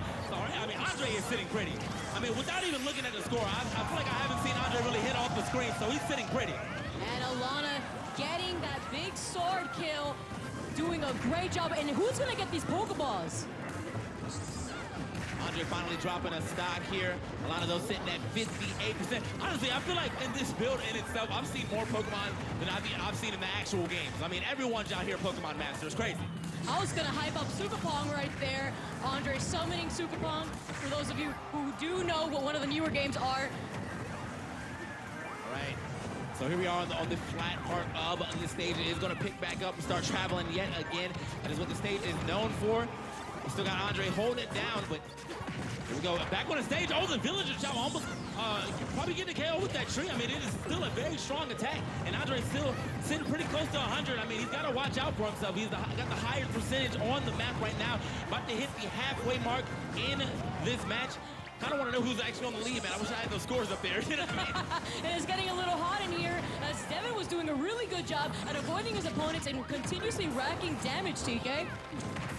All right. And so now we got Alanah just barely living right there. Gonna go ahead and hit the rock drop. I mean, a very signature Kirby move. Still does a lot of knockback here in this game, just as one would expect. Okay. The final counter from deep, from the top rope. This is gonna be a real problem. All right, we actually got a Star Wars battle right now. There's all kind of blade beams on here. Definitely safe.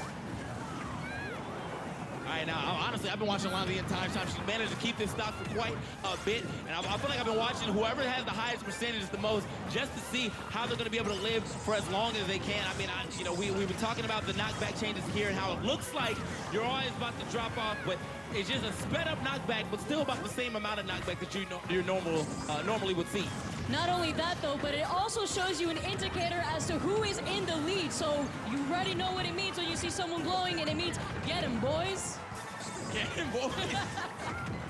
There we are, Andre. Oh, okay, that was off, but hold on.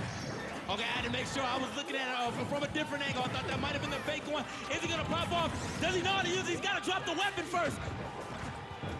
He's gotta hit the B button. Okay, there we go.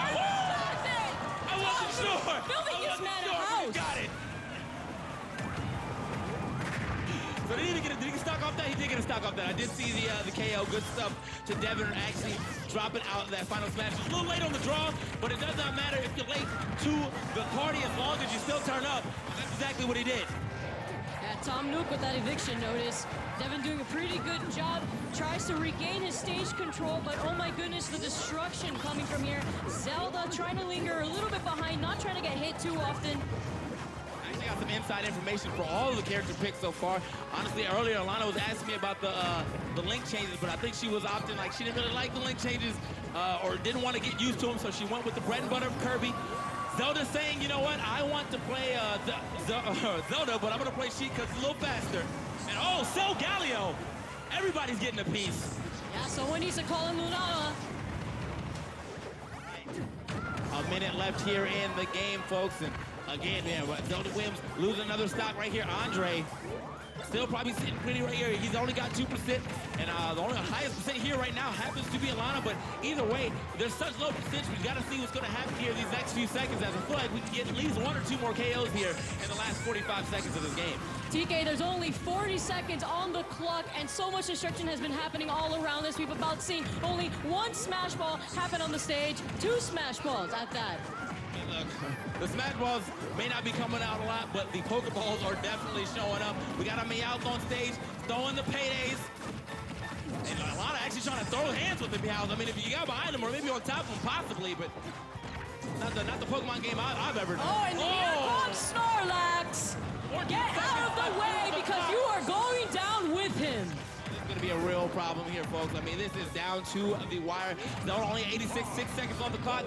Zelda and Devin susceptible to getting a stock taken. She barely lives in it. Here we are. Let's see who is the winner. Ember connecting at the very last second, TK. And it happens to be Andre.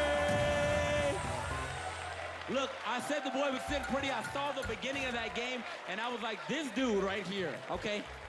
This dude, Andre, had the best opener I've ever seen in a free-for-all, and he just managed to run with that for the rest of the time. So, congratulations to our people. Let's get another round of applause for our special guest who decided to play with us. But as I said, man, that was a lot of fun. We're going to get back into the glory part of this. We got to see who's going to make it to that winner's side finals. And we're gonna get that going for you right now. The Super Smash Bros. Invitational 2018. Throwing it back to our casters. Thank you very much. Big round of applause for TK Breezy once again. Nicely done, my friend. We've had a chance to see a couple of exhibition matches, and you know, Vish, you look at all the action that happens, and those items can certainly come into play when it's a 4-player free-for-all. I'm seeing a trend of Pac-Man in these. Well, what's going on there?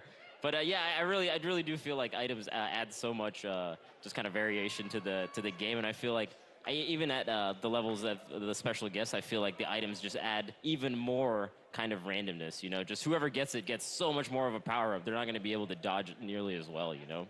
Let's get set for a matchup in our winner's side, trying to find a finalist out of that to get to grand finals. Let's look at the bracket now as we get set for what appears to be a titanic matchup between ZeRo and MkLeo. 1v1, Smash Ball is still on, items are off. The winner of this will move on to our grand finals. The character selection as well, too. We know that both of these fighters have used 2 of their 3 characters, so by process of elimination, it's going to be Sheik for ZeRo, Snake for MkLeo, and let's just put some more historical reference on this here, Vicky, a matchup of these 2 types of caliber of players. This is no strange match, Jordan. We are very used to seeing these type of players. Unfortunately, when ZeRo retired, we had not seen him play MkLeo for quite some time. So watching the comeback on this stage for the Super Smash Bros. Invitational is insane.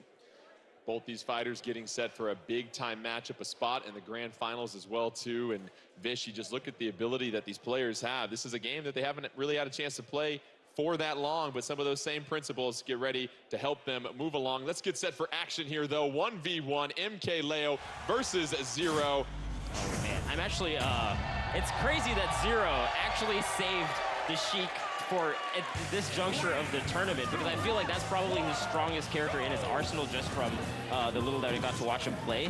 Because the forwarders still kind of link in a very similar way to Smash for Wii U, and you get the bouncing fish in a very similar way as well. But air dodges are not nearly as strong, so bouncing fish actually becomes like such a strong tool. Maybe you can tell us a little bit more about that, Vicky. Yeah, aside from that, I feel like bouncing fish actually comes out a lot quicker, and the grenades, Sheik's grenades no longer sends her into free fall, so she is now able to recover without accidentally SD. Oh man.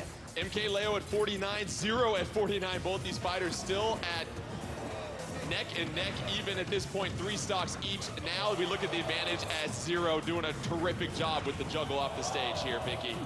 Yeah, Snake now still has bomb recovery. He could also throw a grenade in 3 different distances depending on how close to yourself that you hold the analog stick. And it's insane. ZeRo, though, showing that Snake is nothing with that up smash. Catching his landing again, Jordan. ZeRo with the pair of up smashes gives him the early 3-2 stock advantage. And Vish, already we're seeing the speed of ZeRo versus MkLeo and Snake. Yeah, for sure. I mean, he's doing a really good job just kind of being underneath where MkLeo is. And he gets those tilts into those forward air combos. That's just so much damage, so much consistent damage from ZeRo. Feels like MkLeo can't get quite the same damage output that he is. But he has the Smash Ball all to himself, and he gets it along with the stock. Oh, man. The Smash Ball is jostled loose, and it careens to a pin. But here comes another one. Can ZeRo snag it? Oh, it's going to be MkLeo that grabs it. Excuse me, ZeRo with this. MkLeo gets the Smash Ball, trying to get ZeRo in his sights. Looking for the shot. Is it going to be enough to get ZeRo? ZeRo doing a fine job there, Vicky, hopping off stage. Yeah, ZeRo doing a great job at avoiding that final smash. Quite unfortunate, but it was meant to be. Leo's gravity does sometimes stink, Jordan. A couple of up tilts by ZeRo right here into the juggle in the mid-air. Beautiful job on the forward air, and we see ZeRo continuing to apply that pressure here, Vish. Yeah, and another strong part of Sheik's play in this particular iteration is that the back air is really, really strong. So any kind of off-stage edge guard that he gets like that might actually KO. And we get the forward smash, still not quite great DI from MkLeo. MkLeo trying to recover at this point. That up B gets him on the edge, but then the 1-2 grab to the side throw. Nicely done by ZeRo right there, Vicky. Yeah, and as you can see, Snake's up tilt is still as strong as those who have played Super Smash Bros. Brawl have witnessed. It also kills. Vish, I know you've seen this a few times yourself. Oh yeah, definitely. And even you saw MkLeo coming back with the up B. It does have like a bit of super armor, so even though ZeRo hit it, it did not actually knock him out of it. And now he's recovering so high, and that's a great mix-up. He dropped the bomb at the same time, so it was actually kind of scary for ZeRo to go there and edge guard him. And what a play from MkLeo to do the bomb like that, and just now it's just 1-to-1, guys. A couple of stocks are swapped at that point. Both these fighters looking for a spot in the grand finals, down to their final stock. ZeRo versus MkLeo. You see the C4 in the middle of the map at this point right now. You got to watch out for that, Vicky. Yeah, as you see right here, ZeRo actually playing a lot more patient, as now he's deciding to be a little bit more aggressive by the ledge. Wants to, oh my goodness, Leo though with these setups, not letting ZeRo land, taking advantage of the fact that he's deciding to contest him in the air. ZeRo trying to zone out MkLeo at this point, trying to put a little bit more distance between him and MkLeo, but you just see the consistent pressure by the projectiles, but MkLeo, ZeRo, oh, with the air juggle against MkLeo. Fish, he is relentless. Oh my God, he brought this all the way back, man. That's so much percent out there, and I like the way that MkLeo is playing. He's just kind of staying back and putting mines, putting grenades, but ZeRo just kind of dashed in, because that's a really good play against this kind of defensive style, and he's got needles of his own. He's got some projectiles. See a couple of grenades come out, trying to keep ZeRo at bay at this point. ZeRo at 90%, MkLeo at 48. Oh, ZeRo sent to the top of the screen, still able to hold on there though, Vicky. And I like how Leo is hanging around the right side of the platform, watching it go up and down, and acknowledging where he could throw his grenades to continuously pressure ZeRo. Yeah, and ZeRo also kind of making a good advantage of that same particular location by kind of just jumping and forward airing as soon as he sees MkLeo going, and a bomb. Oh, he goes for the bouncing fish way off the top. This is crazy. Oh, man. Upbeat by MkLeo to get back on stage to grab into the back throw. Is it enough? No. ZeRo still able to stay alive on the upper platform. MkLeo trying to put some pressure on ZeRo and find his way into the grand finals.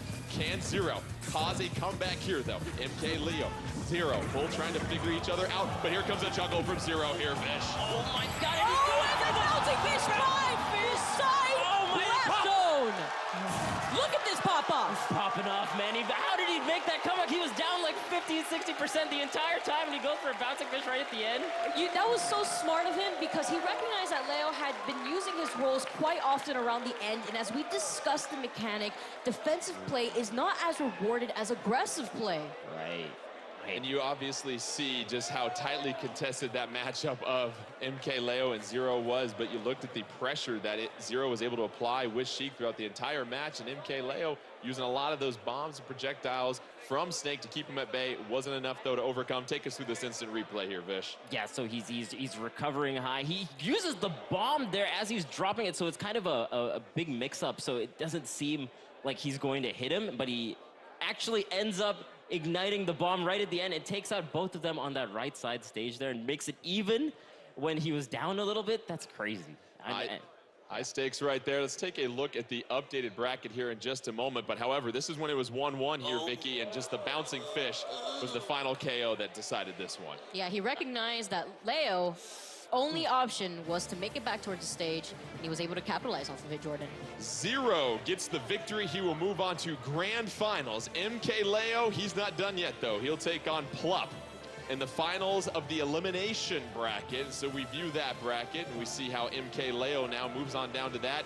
Smash ball on, items on, though, for this one here, Vish. So this will certainly change the strategy up as both these fighters look to find a spot in the grand finals. For sure, for sure. And just with how close that was, it feels like MkLeo is definitely hungry for that comeback to make it all the way back there. But Plup is no short on being a great competitor on his own. And I'm curious to see what the last character they have in that slot is, because that's going to really determine how this 1v1 is going to go. Let's take a look at the character cards for both of these fighters as they get set. And as we said earlier, each fighter had to choose 3 characters, and now the book is completely open. Now that you've gone through all 3, you can choose whomever you would like to. Right. You see Ridley, Pitt, and Villager available for Plup, MkLeo, Bayonetta, Snake, and Sonic. So a plethora of choices here, Vicky. Yeah, I could definitely see Leo most likely opt for Sonic. He did do a really good job playing Sonic, so I could see him maybe contest with that, or possibly Bayonetta, although the Snake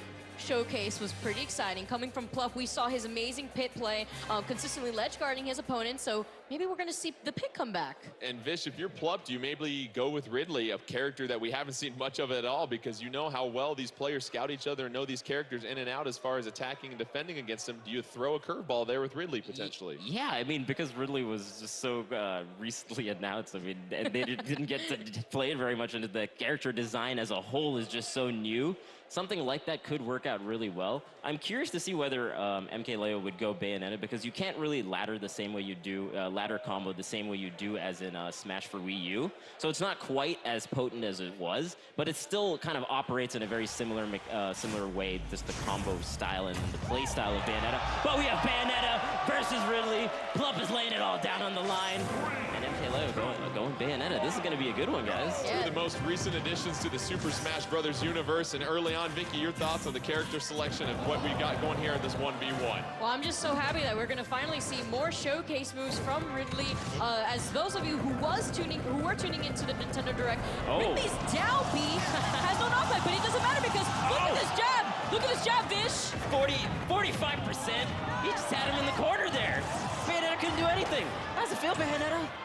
Smash ball on the stage. Bayonetta's gonna go ahead and grab that. That'll make a huge difference. And look at what we got going on here, Vish. Oh my God! This is such a beautiful final smash. A bigger Ridley just destroyed Ridley? Is that what I just saw? Oh my goodness. MkLeo with the early 4-3 stock advantage, and then we see Bomber on the stage here, Vicky. You can pick that up. Oh! And all of a sudden, it's 4-2 MkLeo with a sizable advantage, Vicky. Yeah, and although MkLeo does have the advantage, Ridley does have the damage output necessary to make this comeback. Oh yeah, for sure. We saw that the down B does what, 51%? That's nuts. And what? Wait, the green greens. Wait, right after you said that, what game is this? Oh my God. What game is this? It's green greens being such a low stage to the top that Bayonetta just does Bayonetta things, and we just gotta deal with it. MkLeo taking Plup to cruising altitude and a couple of KOs. MkLeo trying to hang on, really trying to get the punish off the edge of the edge. Bayonetta unable to recover. Can Plup get back on stage as quickly? He certainly does, and it's now 3-1. But you see Plup at 106 trying to edge guard against Bayonetta. It's going to be another combo and juggle off the top of the screen, and that is game. Okay. MkLeo as Bayonetta taking Plup and Ridley for a ride at the top of the screen for several KOs right there. So disregard what I said earlier. Bayonetta still got it. Bayonetta's back on the block, looking as great as ever. Well, we talked about it before. When you get your hands on a new character like Ridley, you don't get a lot of hours to put that practice in and understand every single nuance. And then obviously Bayonetta, every player is going to be different in each new game of the Super Smash Bros. Series. And we saw MkLeo, just an absolute technician right there, Vicky. Yeah, I mean, he told me himself, he was like, I'm going to play Bayonetta, and I'm going to show everyone what I could do with her in the new Smash Brothers Ultimate, Jordan. Oh, my God. Let's go ahead and take a look at the bracket as we get set for our grand finals here shortly. MkLeo advancing out of the elimination bracket, had a very short stay there.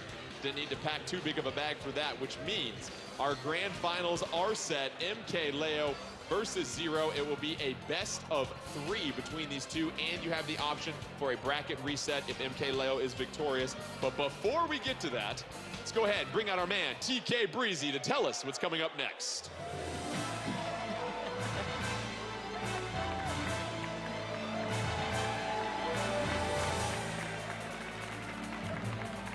I'm over here like I'm really doing something, you know what I mean? I'm just talking. Vish, that last match was disgusting. Yeah, Bayonetta's pretty good. Vish,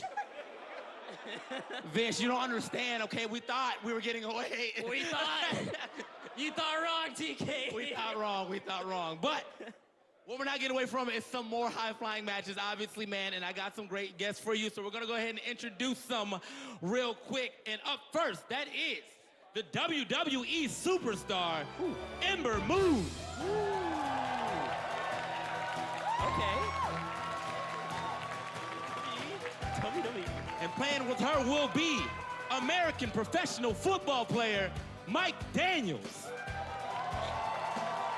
Oh my God. Also playing with them will be actress Olivia Holt.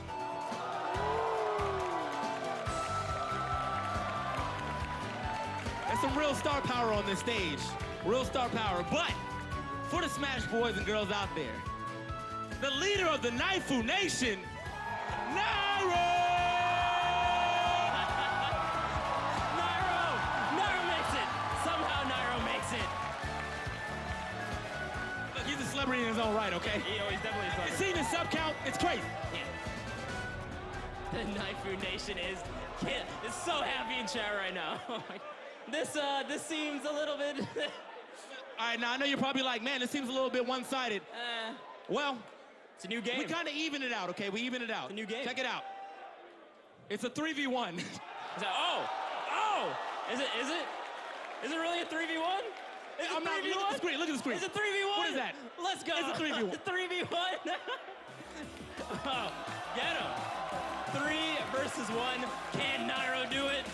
This is it's a 3v1. All the rest of the rules are still the same. So Nairo, you know, it's 6 minutes. Items. It's no team attack. No team attack? 3v1. No team attack. 6 minutes. Items and smash balls. Poor Nairo. Can he do it? Okay. Can he really overcome? This is your chance, Nairo. This is your chance at the Invitational. You better shine, my man. Honestly, man, look. When I was backstage, I was talking to him, okay? I was talking to all the stars, you know. I was telling him, I was letting him know. I said, look. Oh, dang.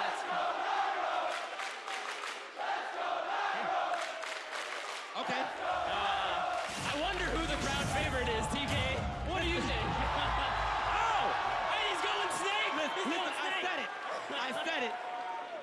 I said it. I was like, look here. Nairo, regardless of what happens on this stage, all right, the crowd was going to be on his side, but I told them as well, if they beat Nairo in this format, you don't have to give the specifics. Just tell people you beat Nairo. That's it. Yeah. Don't give the specifics. Yeah. You beat Nairo in the first game of Smash Ultimate. That is quite the reputation to have. That is very true. I mean, honestly, if he was in the tournament himself, he could have been in the finals as well. But now we're gonna see if he's gonna be able to clutch it out. Again, no team attack, okay? So they can just throw moves at him the entire time. He's not to deal with it. Oh my God. He's all right. Okay. Okay. Yeah. We got something. Yo, this crowd is so nice. This crowd loving Nairo right now. But either way, I mean, Nairo's not even on the GK. They're actually cheering for Olivia. And the first time, she's popping off. Ember Moon is in it. Not just in WWE, she's got it in Smash too. She's got to go off, man. It's in the character. By now, think about this. Check this out. Mike is actually holding it down with the grenades too. I want to see. He's not holding anything down except for that stock loss. So either way, Nairo's back on the board. Now, even though it is a 3v1, Nairo does kind of slightly have an advantage because if everyone, like, look, you got to think about it like this.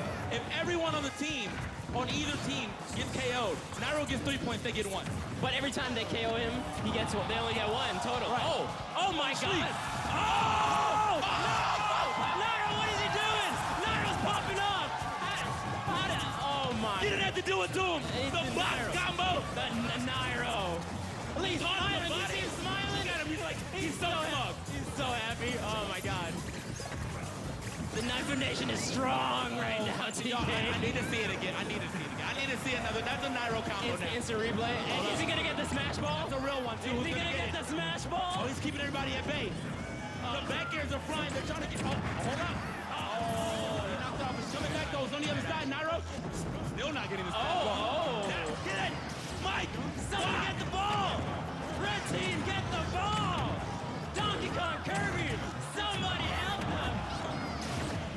My man TK he's done. He's done. There's 3 of you.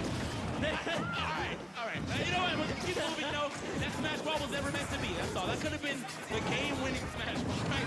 But no. I mean, we got another 3 minutes. But however, that could have got it back in the lead at the very least. And Mike with the forward smash. Not going down without a fight. Definitely not going down with a fight, man. Mike, he's been trying to stay on top of Nairo the entire time. Everybody get a piece. Oh Oh my God, do you see the way he grounded him with the side B and they just went to town? That was actually an OD team combo right there. Yes. All over the place. They say, hey, look at me, man. I'm put him in the ground. You gonna do some extra damage. I got the crash at the back. Nairo gets the scissor though. The throwback Pokemon, let's go. So Nairo, as I said, even though Nairo is susceptible to taking more damage than them, over time because of them all being on a team, he had all of them pretty much in KO percentage. Yeah, and he could just go up 3 right now. Yeah. In like a span of 2 minutes. Okay, he gets. Look at this. Oh, that's 2 points right. I think he just curved it. Oh! Oh! Okay. Missing the punch. Olivia Holt, she was going big. She was going big for it. Yeah. Oh! Oh my God! He's igniting on him. Nairo, you can't do this to these people. Oh my God! Oh my God! It's over, dude. Nairo's killing it. Over, dude. Nairo's killing it.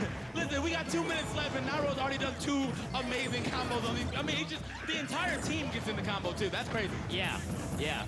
Okay, they're doing the Donkey Kong side B again. I think that's a great combo starter that they need to get more of. Got the Fire Flower. Oh, all right, that's good. That's good. Okay, hold on. This could be big. This could be big. And he gets the aim. We got it. Yes. Crucial. That was a necessary stock to take. I mean, honestly, Ember has kind of been putting the team on the back, man. I could have saw one-on-one. Yeah, man. I'm just saying, I could have saw one-on-one. Oh, yeah. So right now, though, what I have noticed, okay, so this assist trophy, it just zooms in the screen, but as the screen is zooming in, so do the blast zones. So as the blast zones are getting closer, anyone getting hit now is more susceptible to lose that stock. Just as we see DK in the background taking an up tilt at like 6, and he's gone. Man, that's crazy because on 3-on-1s, like you're talking about, Nairo could just get really quick KOs with the Squid Sisters. Oh my God! All right, Olivia taking one off Nairo. And the black hole. Oh, the fake one! He's igniting everything. He's got the full item combo. He put the black hole with the hammer. How does he do it? You can't get through that. Okay, Nairo, we got another one. It's OP. We're dropping it. Oh, Volt Tackle. Oh, Volt Tackle misses its mark though. All right, well, to be real, if she didn't know about the changes, honestly, I forgot to. I'm not gonna lie. It's cool. I'm not gonna lie, I forgot to. We'll get that to her. So good stuff. I mean, regardless to the red team, they've managed to get some great stock off of Nairo, but Nairo has also been getting some crazy, like, 3v1 KOs. So. And Nairo's just kind of using his recovery a little bit more, just staying off the stage. Oh man, okay, and then he finally losing the stock. And they're synchronized. You see that, the way they were waiting right before he came down? Yeah. They figured it out. Yeah, man. Here we go. I kind of want to see Nairo still go in here. See if he can get one last combo in these last 17 to 15 seconds here left on the clock. I mean, he's actually got the most percentage, so they might be able to get a stock here. Oh, they get one. You get a stock. That might be something. He's fast falling. Maybe think he's gonna get the barrel, but he did not. All right. That'll do it. That's gonna do it. Let's see who ends up getting the win here. It's Nairo. It's Nairo. Can I see those points? I need to see those points. All right.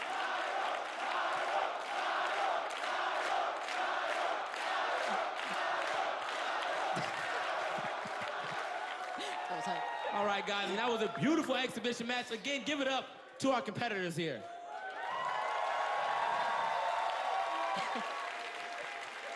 But obviously, the action does not stop, man. We got to get into the grand finals here of our Super Smash Brothers Invitational 2018. I'm going to throw it back to the casters. We want to get this thing going. Give it up one more time for TK Breezy. Excellent job bringing them out there. As you said, we're getting set for the grand finals. MkLeo versus ZeRo. And just sort of put this into perspective as far as these players, their history, how great they are, Vicky. We talked a little bit about this. It's sort of the present and the future as far as domination in the Super Smash Brothers community. I just want to say that after this Invitational, if ZeRo gets his 2-step, if ZeRo proceeds with the second win of an Invitational, then he better come out of retirement, because we are finally seeing our grand finals match, ZeRo versus MkLeo. Yeah, and he's pulling out the scarf again. Let's go, Scarf Army in full effect. But as we saw in the previous match, that all 3 characters are unlocked again, so they can start from fresh. Smash Ball is off, items are off. It's gonna be a nice little one-on-one, a clean little one-on-one. Stage hazards will be off as well too, so you do get a pretty good replica of some high-level competitive play between these two. There is the opportunity for a bracket reset. If MkLeo can take the first best of 3, we will reset the bracket. It is double elimination, but if you're ZeRo, you're 2 wins away from becoming the champion. So take me through maybe some of this character strategy. We saw what MkLeo, Vicky, was able to do with Bayonetta. Did we see if ZeRo counters with Sheik, or what type of decision do you think we might see from these players? I'm kind of expecting the Sheik. Funny that you mentioned it, Jordan. Bayonetta. Is she gonna be the best character in Super Smash Bros. Ultimate, Vish? I mean, that last set was kind of crazy, dude. The ladder combo's still in full effect. But yeah, it's going to be interesting to see what ZeRo does, because I think MkLeo is pretty comfortable with his Bayonetta pick, just based on how things are going. I feel like ZeRo is going to go Sheik, because it felt like he got a few of his own combo initiations and combo setups going in terms of his forward airs, in terms of his bouncing fishes off stage. So I think that's the matchup we're going to see, but I mean, we could just see a curveball with something else. What do you think? Let's get set for these grand finals of the Super Smash Bros. Invitational 2018. MkLeo taking on ZeRo. Final destination. Smash ball off, items off, and we get set as these two titans get ready to square off against each other. The characters will be, it's a V of Mario for ZeRo taking on Bayonetta for MkLeo. So no surprises with MkLeo, but ZeRo going with Mario. Yeah, Mario also had a lot of decent up tilt setups that he had before, and even the up air string really well. So I think this could work out too. He's got the combo setups with Mario as well. Curious to see how this one goes. Grand finals, best of 3, one-on-one, smash ball off, items off as well too. MkLeo with the grab, beautiful up tilt as well too. Mario with the back air and the up tilt, a nice little juggle right there, Vicky. Yeah, Bass within not being as safe as you may think from the previous game, but MkLeo applying a good amount of pressure. ZeRo playing everyone's favorite plumber, trying to play as safe as possible, does not want to get caught in that witch twist, Jordan. Grab into the down throw from ZeRo, unable to turn that into a combo right there, and then you continue to look at the constant pressure that MkLeo is applying on ZeRo here, Vish. Yeah, it feels like grab combos are not quite as potent. It's more just for like positioning. We saw him try to go for the up air. We saw Bayonetta try to go with her throw as well, and not really connecting too much. So I think aerials, that was amazing spacing to be right outside that hitbox. ZeRo's crazy. Double forward smash? Yeah. Yeah. ZeRo doing a great job of blocking that down air from MkLeo Bayonetta. MkLeo at 95, ZeRo at 92. These fighters have been so equally matched throughout this tournament. Now comes the edge guard phase by MkLeo. ZeRo able to get back on the stage. MkLeo sending ZeRo off. ZeRo looking for the recovery, able to get back on, Vicky. Yeah, I like the use of the cape right there. It's able to stall his recovery, but unfortunately not going to be enough as Leo continuously goes down there and edge guards him with the back air. Yeah, so the ledge has similar mechanics to Smash for U, where you get the ledge trump, but you don't get the back air afterwards that you do in Smash for Wii U. So going out there before you even get the ledge is a great way to get the edge guard. You saw him just get the hit before you could even contest the edge. Mario into the down tilt. Gets the up smash against MkLeo, and it's now 2 stocks to 2. Oh, the dash dance? ZeRo? It's moving fast. Okay, the combo, and DI'd out of it. Okay, all right. All right, but no more up tilt combos here. But as I say that with the up air and then trying to go for that fair, Flood is still ready for him. MkLeo, though, makes it back onto the stage. It looked like he was getting something started, especially with a forwarder at the end and then using the flood and trying to cape right after. This is some high level already. I'm really liking what I'm seeing in this one-on-one. ZeRo able to avoid the KO from the juggle that we saw at the top. MkLeo so well known for that. It's 92 for MkLeo, 85 for ZeRo. Down to 2 stocks here in our first of 3 in the grand finals, Vicky. Like to note that SDI is not as prominent within Super Smash Bros. Ultimate, although DI does become important at later percents, and unfortunately, with that air dodge, it's going to have too much lag to be able to recover back onto the stage. A mishap by ZeRo. It's going to cost him a stock. It's now 2 stocks to 1. And if you're MkLeo here, Vish, you want to make the most of this 1 stock advantage. But there goes that advantage. Down to our final stock here in the first matchup of grand finals. Bayonetta with the up tilt. MkLeo at 0, ZeRo at 45% when it comes to health. Oh, we see the perfect shield right there. Yeah, and perfect shielding in this game actually happens when the shield goes down. So you have to be shielding and then you let go at the proper timing, and it does the perfect shield as opposed to previously where it would be where the shield came up.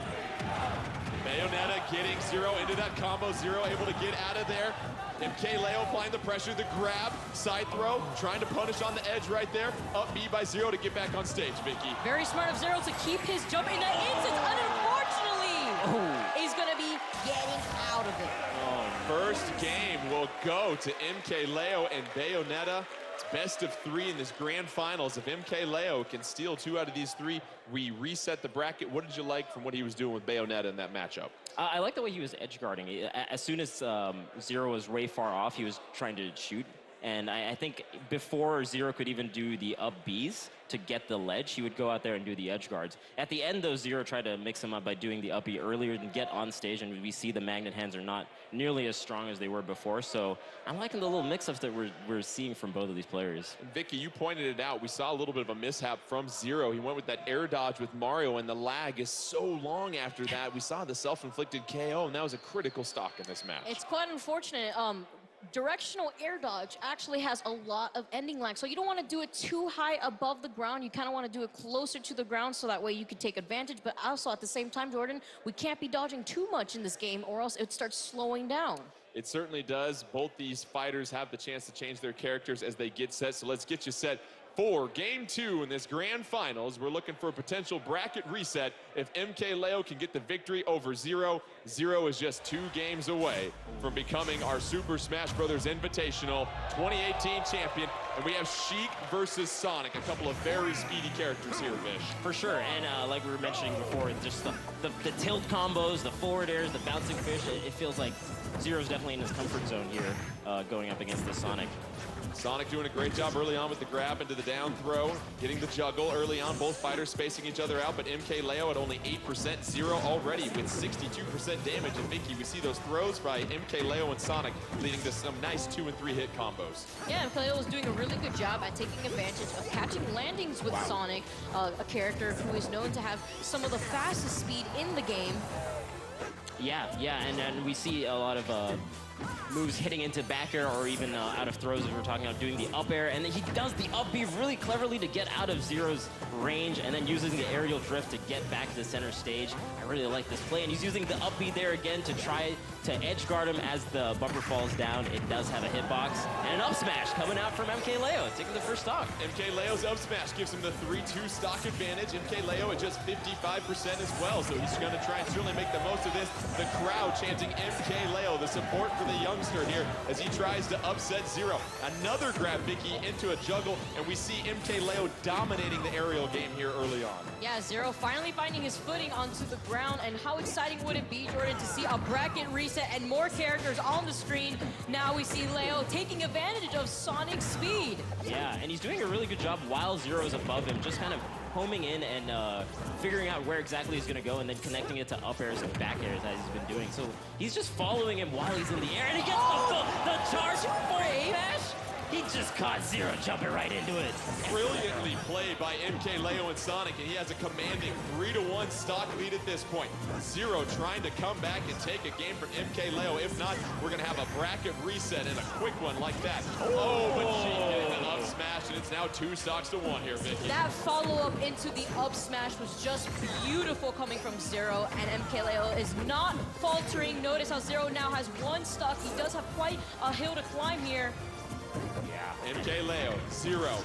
As we said, MkLeo can advance with a victory here and advance it to a bracket reset. Sheik trying to get that bear to connect. No luck right there. MkLeo coming back down to the field. Block trying to punish right there, but ZeRo able to recover with Sheik. Both fighters still staying in the middle of this map here, Vish. I gotta say, MkLeo is doing such a great job getting out of these combos using the up B. It's like really fast and gets you so far up there that ZeRo can't really get anything started, and then he just aerial drifts to like the center of the stage. It's really great play for MkLeo, and he gets almost gets the upper. This guy's going nuts. Beautiful mix-up by MkLeo to keep ZeRo at bay. 100 for ZeRo, 92.5 for MkLeo. MkLeo with the 2-to-1 stock advantage. Trying to get the KO at the top with the up air. No luck right there. The grab into the side throw from ZeRo. MkLeo with that forward air. Now he has to edge guard. ZeRo getting back up on the stage. MkLeo trying to close this one out here, Vic. He's playing extremely patient right here, but unfortunately falls susceptible to ZeRo's up smash once again, Vish. Yeah, I mean, like we're talking about, if he does that aerial drift that many times, eventually ZeRo's gonna get a read on him. And he read that up smash, but gets the back air with the cutscene finish. Beautiful. We have a bracket reset. MkLeo taking 2 games from ZeRo in our grand final. So let's go ahead and reset this thing, and now it becomes a true best 2 out of 3 between both these very talented fighters. And what we saw there, Vicky, with Sonic was the ability to really dominate the aerial game, but as Vish pointed out, getting out of those combos that ZeRo was trying to throw at him. Yeah, using the spring as well as an option to just make sure he's not going to be falling to ZeRo's combos. He kept his ground really well throughout the entire match and continuously racked up a lot of damage on ZeRo as ZeRo was trying to find his footing back to the stage. But I will say that it felt like ZeRo was kind of adapting towards the end because he kind of understood, okay, he's going to try to get out of my combos as soon as he can with the up B. So as the set goes on, I'm wondering if ZeRo will punish those kind of up Bs and then trying to wait for the aerial drift a little bit harder even. So it's going to be interesting to see how this progresses. Well, let's get ready for our grand finals. It'll be best 2 out of 3. We had the bracket reset. MkLeo taking on ZeRo. Let's see the character selection. Oh, Sonic versus Mario. Take me back to all my arguments in the 1990s right here, Vicky. Oh my goodness, the ultimate battle, and what a great fitting battle at that here within our final grand finals match. And here we are, Sonic versus Mario, ladies and gentlemen, with Super Smash Bros. Ultimate on the screen. Where are we leaving right now, Vish? This is crazy, man. You could not have picked these 2 more iconic characters for such a finals. It feels like ZeRo is, MkLeo is really controlling the center well, and he goes back to center, and because he has such speed with Sonic, he can just dash all the way back and punish ZeRo's movement. So he's already got a little bit of a lead. Side grab into the throw by ZeRo, able to clear space out of MkLeo. ZeRo trying to move around MkLeo with that speed, gets that dash attack to connect. Oh, but there's the air dodge we talked about. Vicky able to recover in time. Right. Yeah, and unfortunately he had to resort to recovering early there, and he got hit by forward smash, but he was still able to make it back onto the stage. Right. MkLeo with the 56% health advantage to ZeRo's 114 early on, both fighters at 3 stocks. Yeah, it just really feels like the MkLeo is content with just kind of keeping center stage. Oh, and a strong forward smash, but not quite enough percent. Trying to use the flood to push him off. Not enough. The drift, but gets the up smash on recovery like that. ZeRo. Up smash from ZeRo clears things out, and you continue to look at the 3-to-2 stock advantage for ZeRo at this point.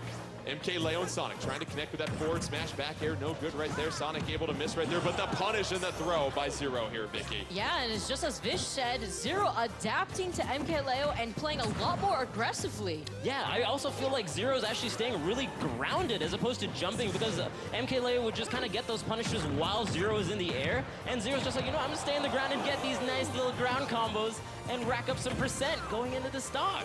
The 1-2-3 jab on the edge guard, another down tilt to the edge guard, and ZeRo really doing a fine job staying grounded with Mario and getting those combos against MkLeo he wasn't able to get in the last game here, Vic.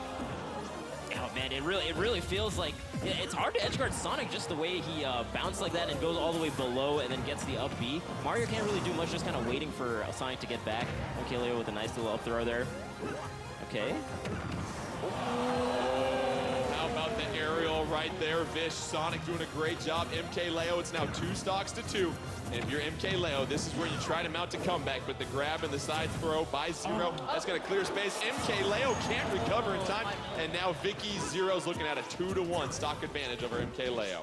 Similar situation as to what happened to ZeRo, not happening to Leo, but as you can see right here, he's not letting it falter him as he continuously tries to find a way to get in on him. Yeah, I mean, just the grounded adaptation from ZeRo is so hard for Sonic to contend with. He's tries to throw him up in the air and get some follow-ups that way, but it's just not really a Sonic strong suit, it looks like, in this matchup to be grounded in that manner.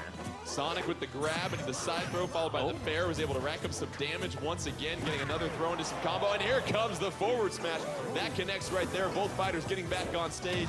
MkLeo trying to mount a comeback, down 2-1 in the stocks. Unable to connect with the aerial there, able to connect on the ground, but once again, ZeRo with the grab and the side throw, Vicky. It's actually quite interesting to see that ZeRo's actually trying to go for the perfect shield. This new mechanic now introduced within the new game where he lets go of shield at the perfect time to parry Sonic. Yeah, the timing is really tight though, so it's very impressive that he's trying to go for it in this kind of juncture of the tournament.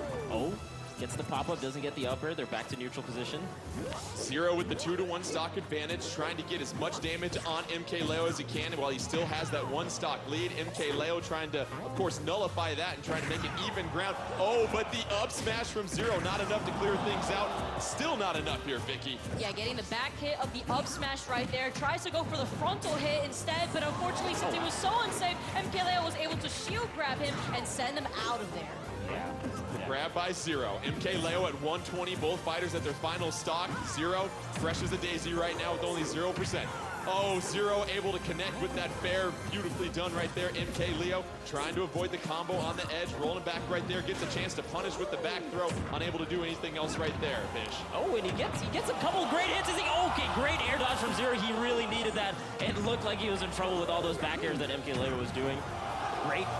Nice little backer from ZeRo as well, but it is pretty difficult to edge guard ZeRo. Oh my Reed! And the Reed with the up smash! Oh my god, Kachi slipping, roll ZeRo gets the up smash. He takes the first game of our grand finals. Don't forget, best 2 out of 3.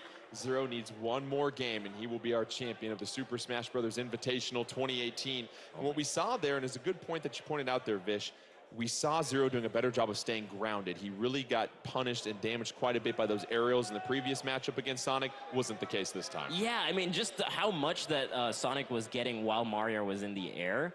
ZeRo kind of saw that and he was like, you know what, if I just stay grounded, I can still start up some of my initiations with my up tilt into my up airs and even some of my throws. But Sonic has a much harder time, it looked like, to get those kind of same initiations. But even then, it was still really close towards the end, just almost with that edge guard from MkLeo with those couple back airs. You talk about MkLeo and his ability to edge guard, but the air dodge by ZeRo was so critical. Vicky, tell us why. Because at that moment, he recognized that MkLeo was going to try to go for something. So to avoid it, he had to maneuver himself around there. But because air dodge isn't the same way in this game, you don't want to be air dodging too much. Because if you air dodge from a high distance, there's so much lag. So you could possibly be ending your stock in an SD. Well, let's get set for our next game here. MkLeo versus ZeRo. If ZeRo can get the victory here, he will be our champion. Which characters will they choose? Well, let's go ahead and just rack it up again. Mario versus Sonic. ZeRo controlling Mario, MkLeo controlling Sonic. And you get a chance to take a look at the different mechanics of the stage now. Right. What are we going to expect to see here strategy-wise here, Vish? I mean, it's a longer stage, so controlling center and controlling that mid-platform is going to be better. It feels like because there are platforms, he can kind of get underneath Mario and get the initiations that Sonic is really looking for. So this could work out really well for him. We'll see how it goes. And loser chooses the stage, so this was an interesting choice by MkLeo. You want to introduce some verticality to this level here, Vicky. Yeah, this is a stage that is no stranger to us. Town and City finally showing itself, and MkLeo with the grab, and here's the follows, but wow, ZeRo falling with an aerial into a grab. And we see MkLeo getting back up on the ledge at this point, trying to do an edge guard punish. Oh, ZeRo able to take advantage of that. 3 straight connections on the juggle right there, followed by the up B, and he has a 70-92 advantage. ZeRo right now looking very strong. Once again, the forward smash, is it enough? No, MkLeo able to get back on the stage here, Fish. Yeah, I mean, and I think just because the stage, the bottom part of the stage is so long, Sonic can just kind of traverse that way quicker. And wow, what a great recovery option doing up air and then doing another up B into up air. That actually keeps the ledge so safe. I'd be scared to edge guard if I were ZeRo going down there. MkLeo getting back on the stage, but staring at a 148% damage right now. ZeRo just at 88, and there comes the smash from ZeRo, Vicky. And there's a parry that you just saw right there, the perfect shield coming out of ZeRo, and you can recognize that ZeRo's always at an advantage whenever he keeps MkLeo guessing of what option he should do off the ledge. For sure, for sure. MkLeo at 19%, ZeRo at 120, 3-2 stock advantage for ZeRo. Here we go, MkLeo with the back throw. Is it going to be enough? No, ZeRo able to get back on stage, but that spring catches him in mid-air, and how about that edge guard, Vish? That's really smart. We've seen him try to do that earlier where the spring has a hitbox as it falls down there, and that one actually worked out perfectly against Mario's style of recovery. I like it. MkLeo getting juggled a little bit in the air, but you see those platforms are now back. ZeRo trying to edge guard right there. MkLeo getting back on. MkLeo rolling out of the couple of aerials thrown out by ZeRo, able to get the nice up smash. ZeRo coming down to earth right now at this point, and then here comes yet another combo here, Vish. Oh man, and again, just that up air off from recovery just keeps him safe while he gets back on stage. It's actually a really great recovery option. Knocks him off, tries to read drift in, but ZeRo doesn't bite, actually aerialing in instead, keeping himself safe. Oh.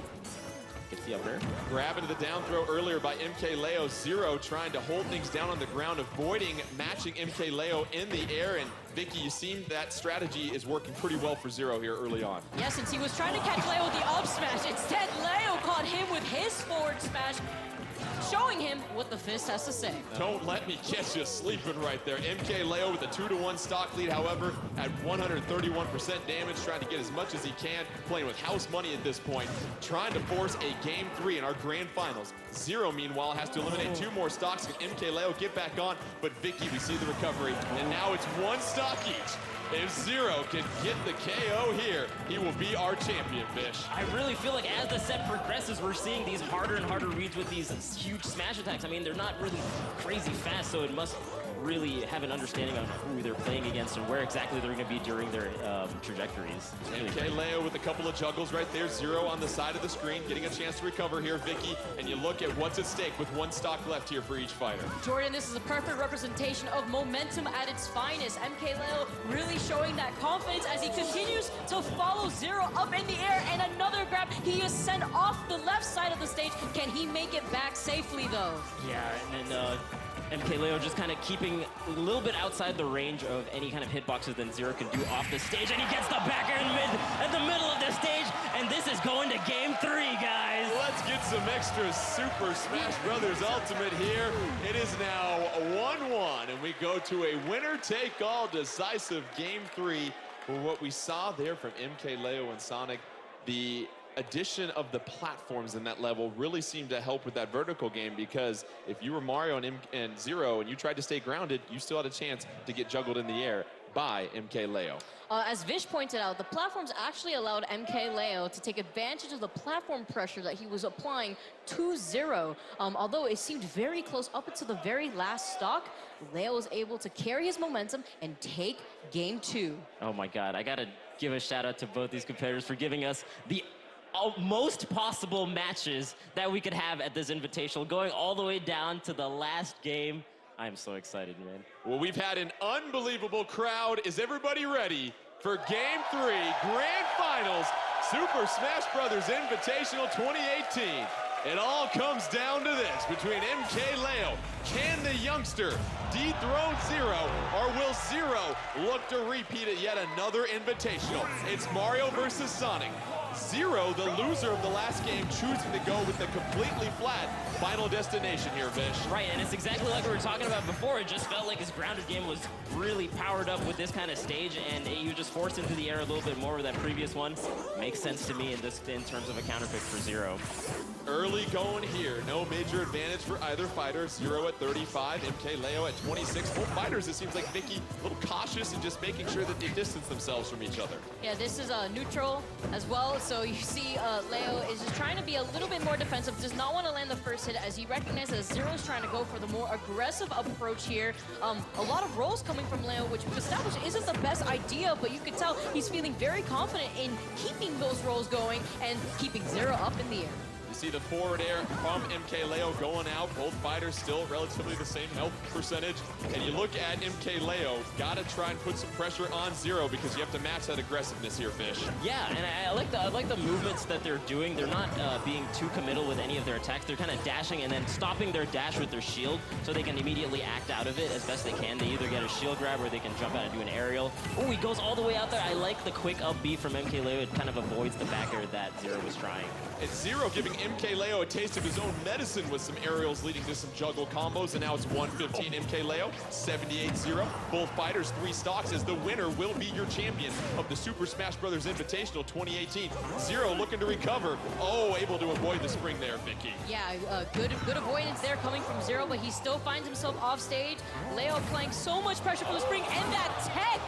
Fish! Oh my god, that tech was amazing. I mean, he's been seeing that the up B spring is going to be coming out there, so he was definitely expecting it. He was just ready for it. And ZeRo's again off of the ledge. ZeRo is reading MkLeo with so many up smashes, gets the KO. He's up a little bit. Another grab into a side throw from ZeRo. He's up 3 stocks to 2, trying to make the most that he can with this. MkLeo with the grab and the forward throw. Not enough to clear ZeRo out of the arena at this point. Trying to edge guard. Both fighters being very technical about what they're trying to do. Oh, another grab by MkLeo into the back throw here, Fish. Oh my god, yeah, really, really cautious play, especially on the ledge. You're just like, what is he gonna do? Am I gonna get red again? I don't want to get smashed one more time in this finals. The patience, though, displayed from ZeRo. He was trying to get the read with a down smash. Notice he still has all 3 stocks. He is at 151, though, so MkLeo's going to try to go for those back airs a little bit more often or catch a jump with an up smash. Once again, another grab into a forward throw by MkLeo, but you see ZeRo able to rack up damage after damage on MkLeo with the 3-2 stock advantage. ZeRo still staying alive at 163. Both these fighters. It's been back and forth throughout this entire tournament, and beautiful aerial right there, Fish. Yeah, you can really feel like the pace of this last match was a bit slower and a little bit more methodical. They're kind of just waiting and trying to punish, trying to see where the air dodges come out, seeing where the recoveries are come out. Like there, ZeRo got a great backer on the right side of the stage there. Just trying to control center is working out so well for the... Oh my god, oh, Sonic tried to do the down air, but the up smash by Mario trumps that. And now it's 175-19, but ZeRo with the 3-1 stock lead here, Vicky. Yeah, ZeRo with the up smash uncontested, but MkLeo with the back air finally taking ZeRo's first stop. That was so smart from ZeRo because that's one of the few options Sonic has on coming down like that. And he hadn't used it thus far, but that was just the hardest, coldest read I've seen. ZeRo is just 1 KO away from becoming your champion. MkLeo staring a 2-1 deficit in the face. Side throw by ZeRo. MkLeo trying to recover. ZeRo missing with a couple of those aerials right there. Both fighters.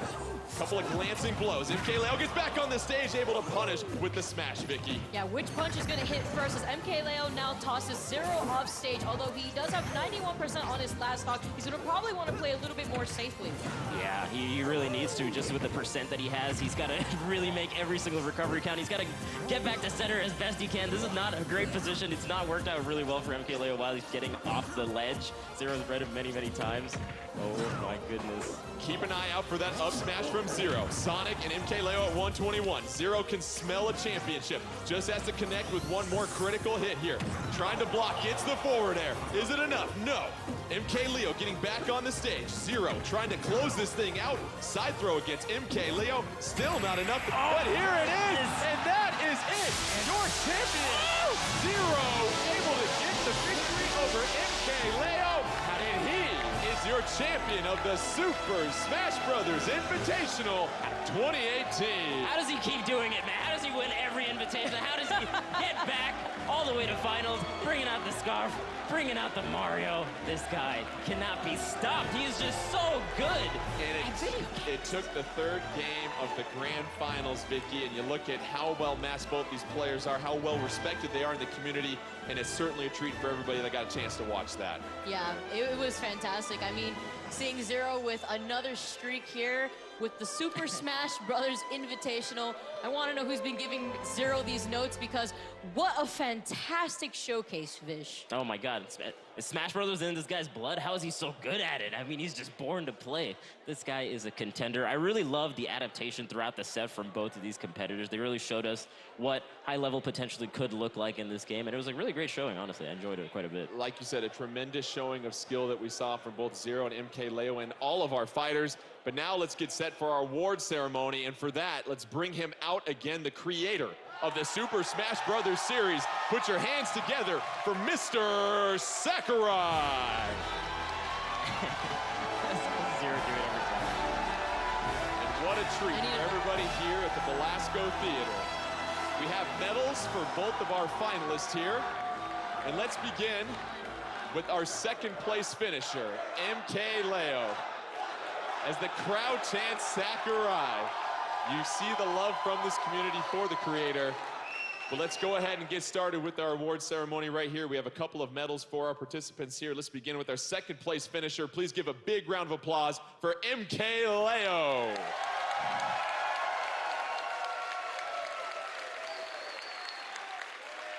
And we had to get to the final game of our grand finals, but we have a champion. Give it up for ZeRo.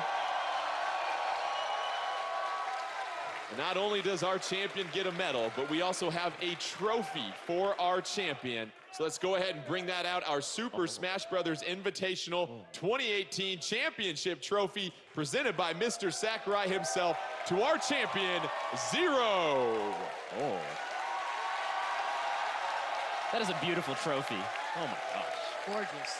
Just a wonderful display. Now let's hand it over to Mr. Sakurai for a few words. ZeRo は本当に強いな。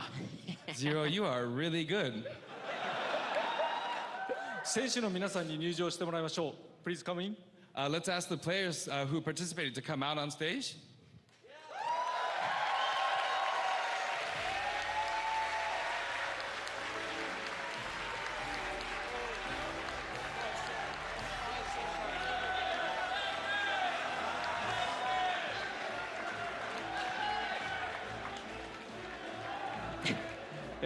皆さんお楽しみいただけましたでしょうか。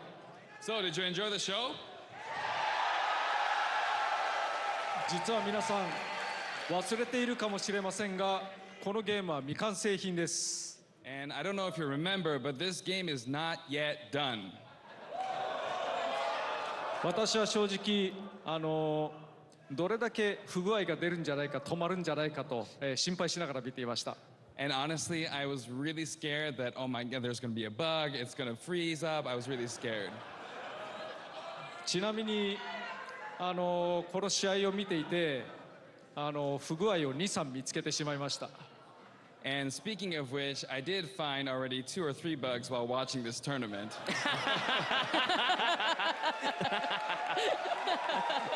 製品が出るまでに直します。 I'll be sure to fix it in the production version. Yeah. それにしてもまだ制作をしている最中のゲームなのになんて上手にプレイするんだろうなと思いましたね。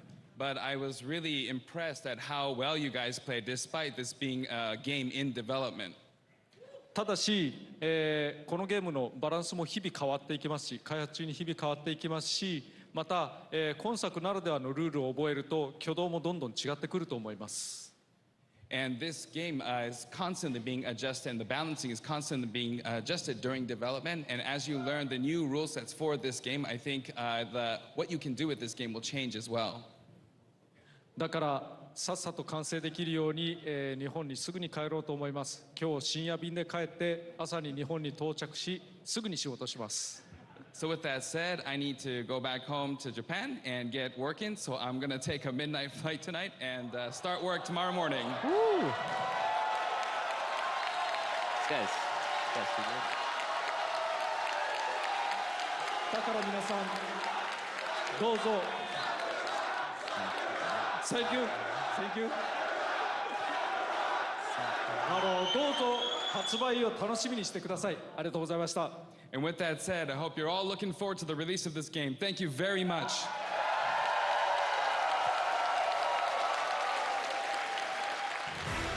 All right, right, let's give it up one more time for Mr. Sakurai and all of our players that took place in the Super Smash Bros. Invitational 2018. 8 of the finest players representing 6 countries. We came down to an unbelievable grand finals. The atmosphere here at the Belasco Theater was absolutely electric. And that concludes a wonderful doubleheader day of Nintendo competitive action. You saw the Splatoon 2 World Championship. The GG Boys of Japan becoming victorious in that.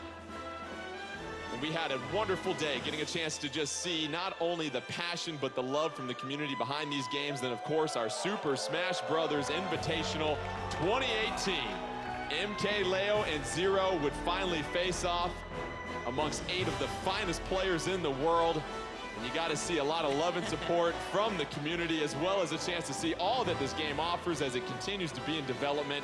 And just once again, a wonderful atmosphere here at the Belasco Theater in Los Angeles. Want to give a big thank you to our commentators. Let's hear it for Vicky, Kitty, and Vish.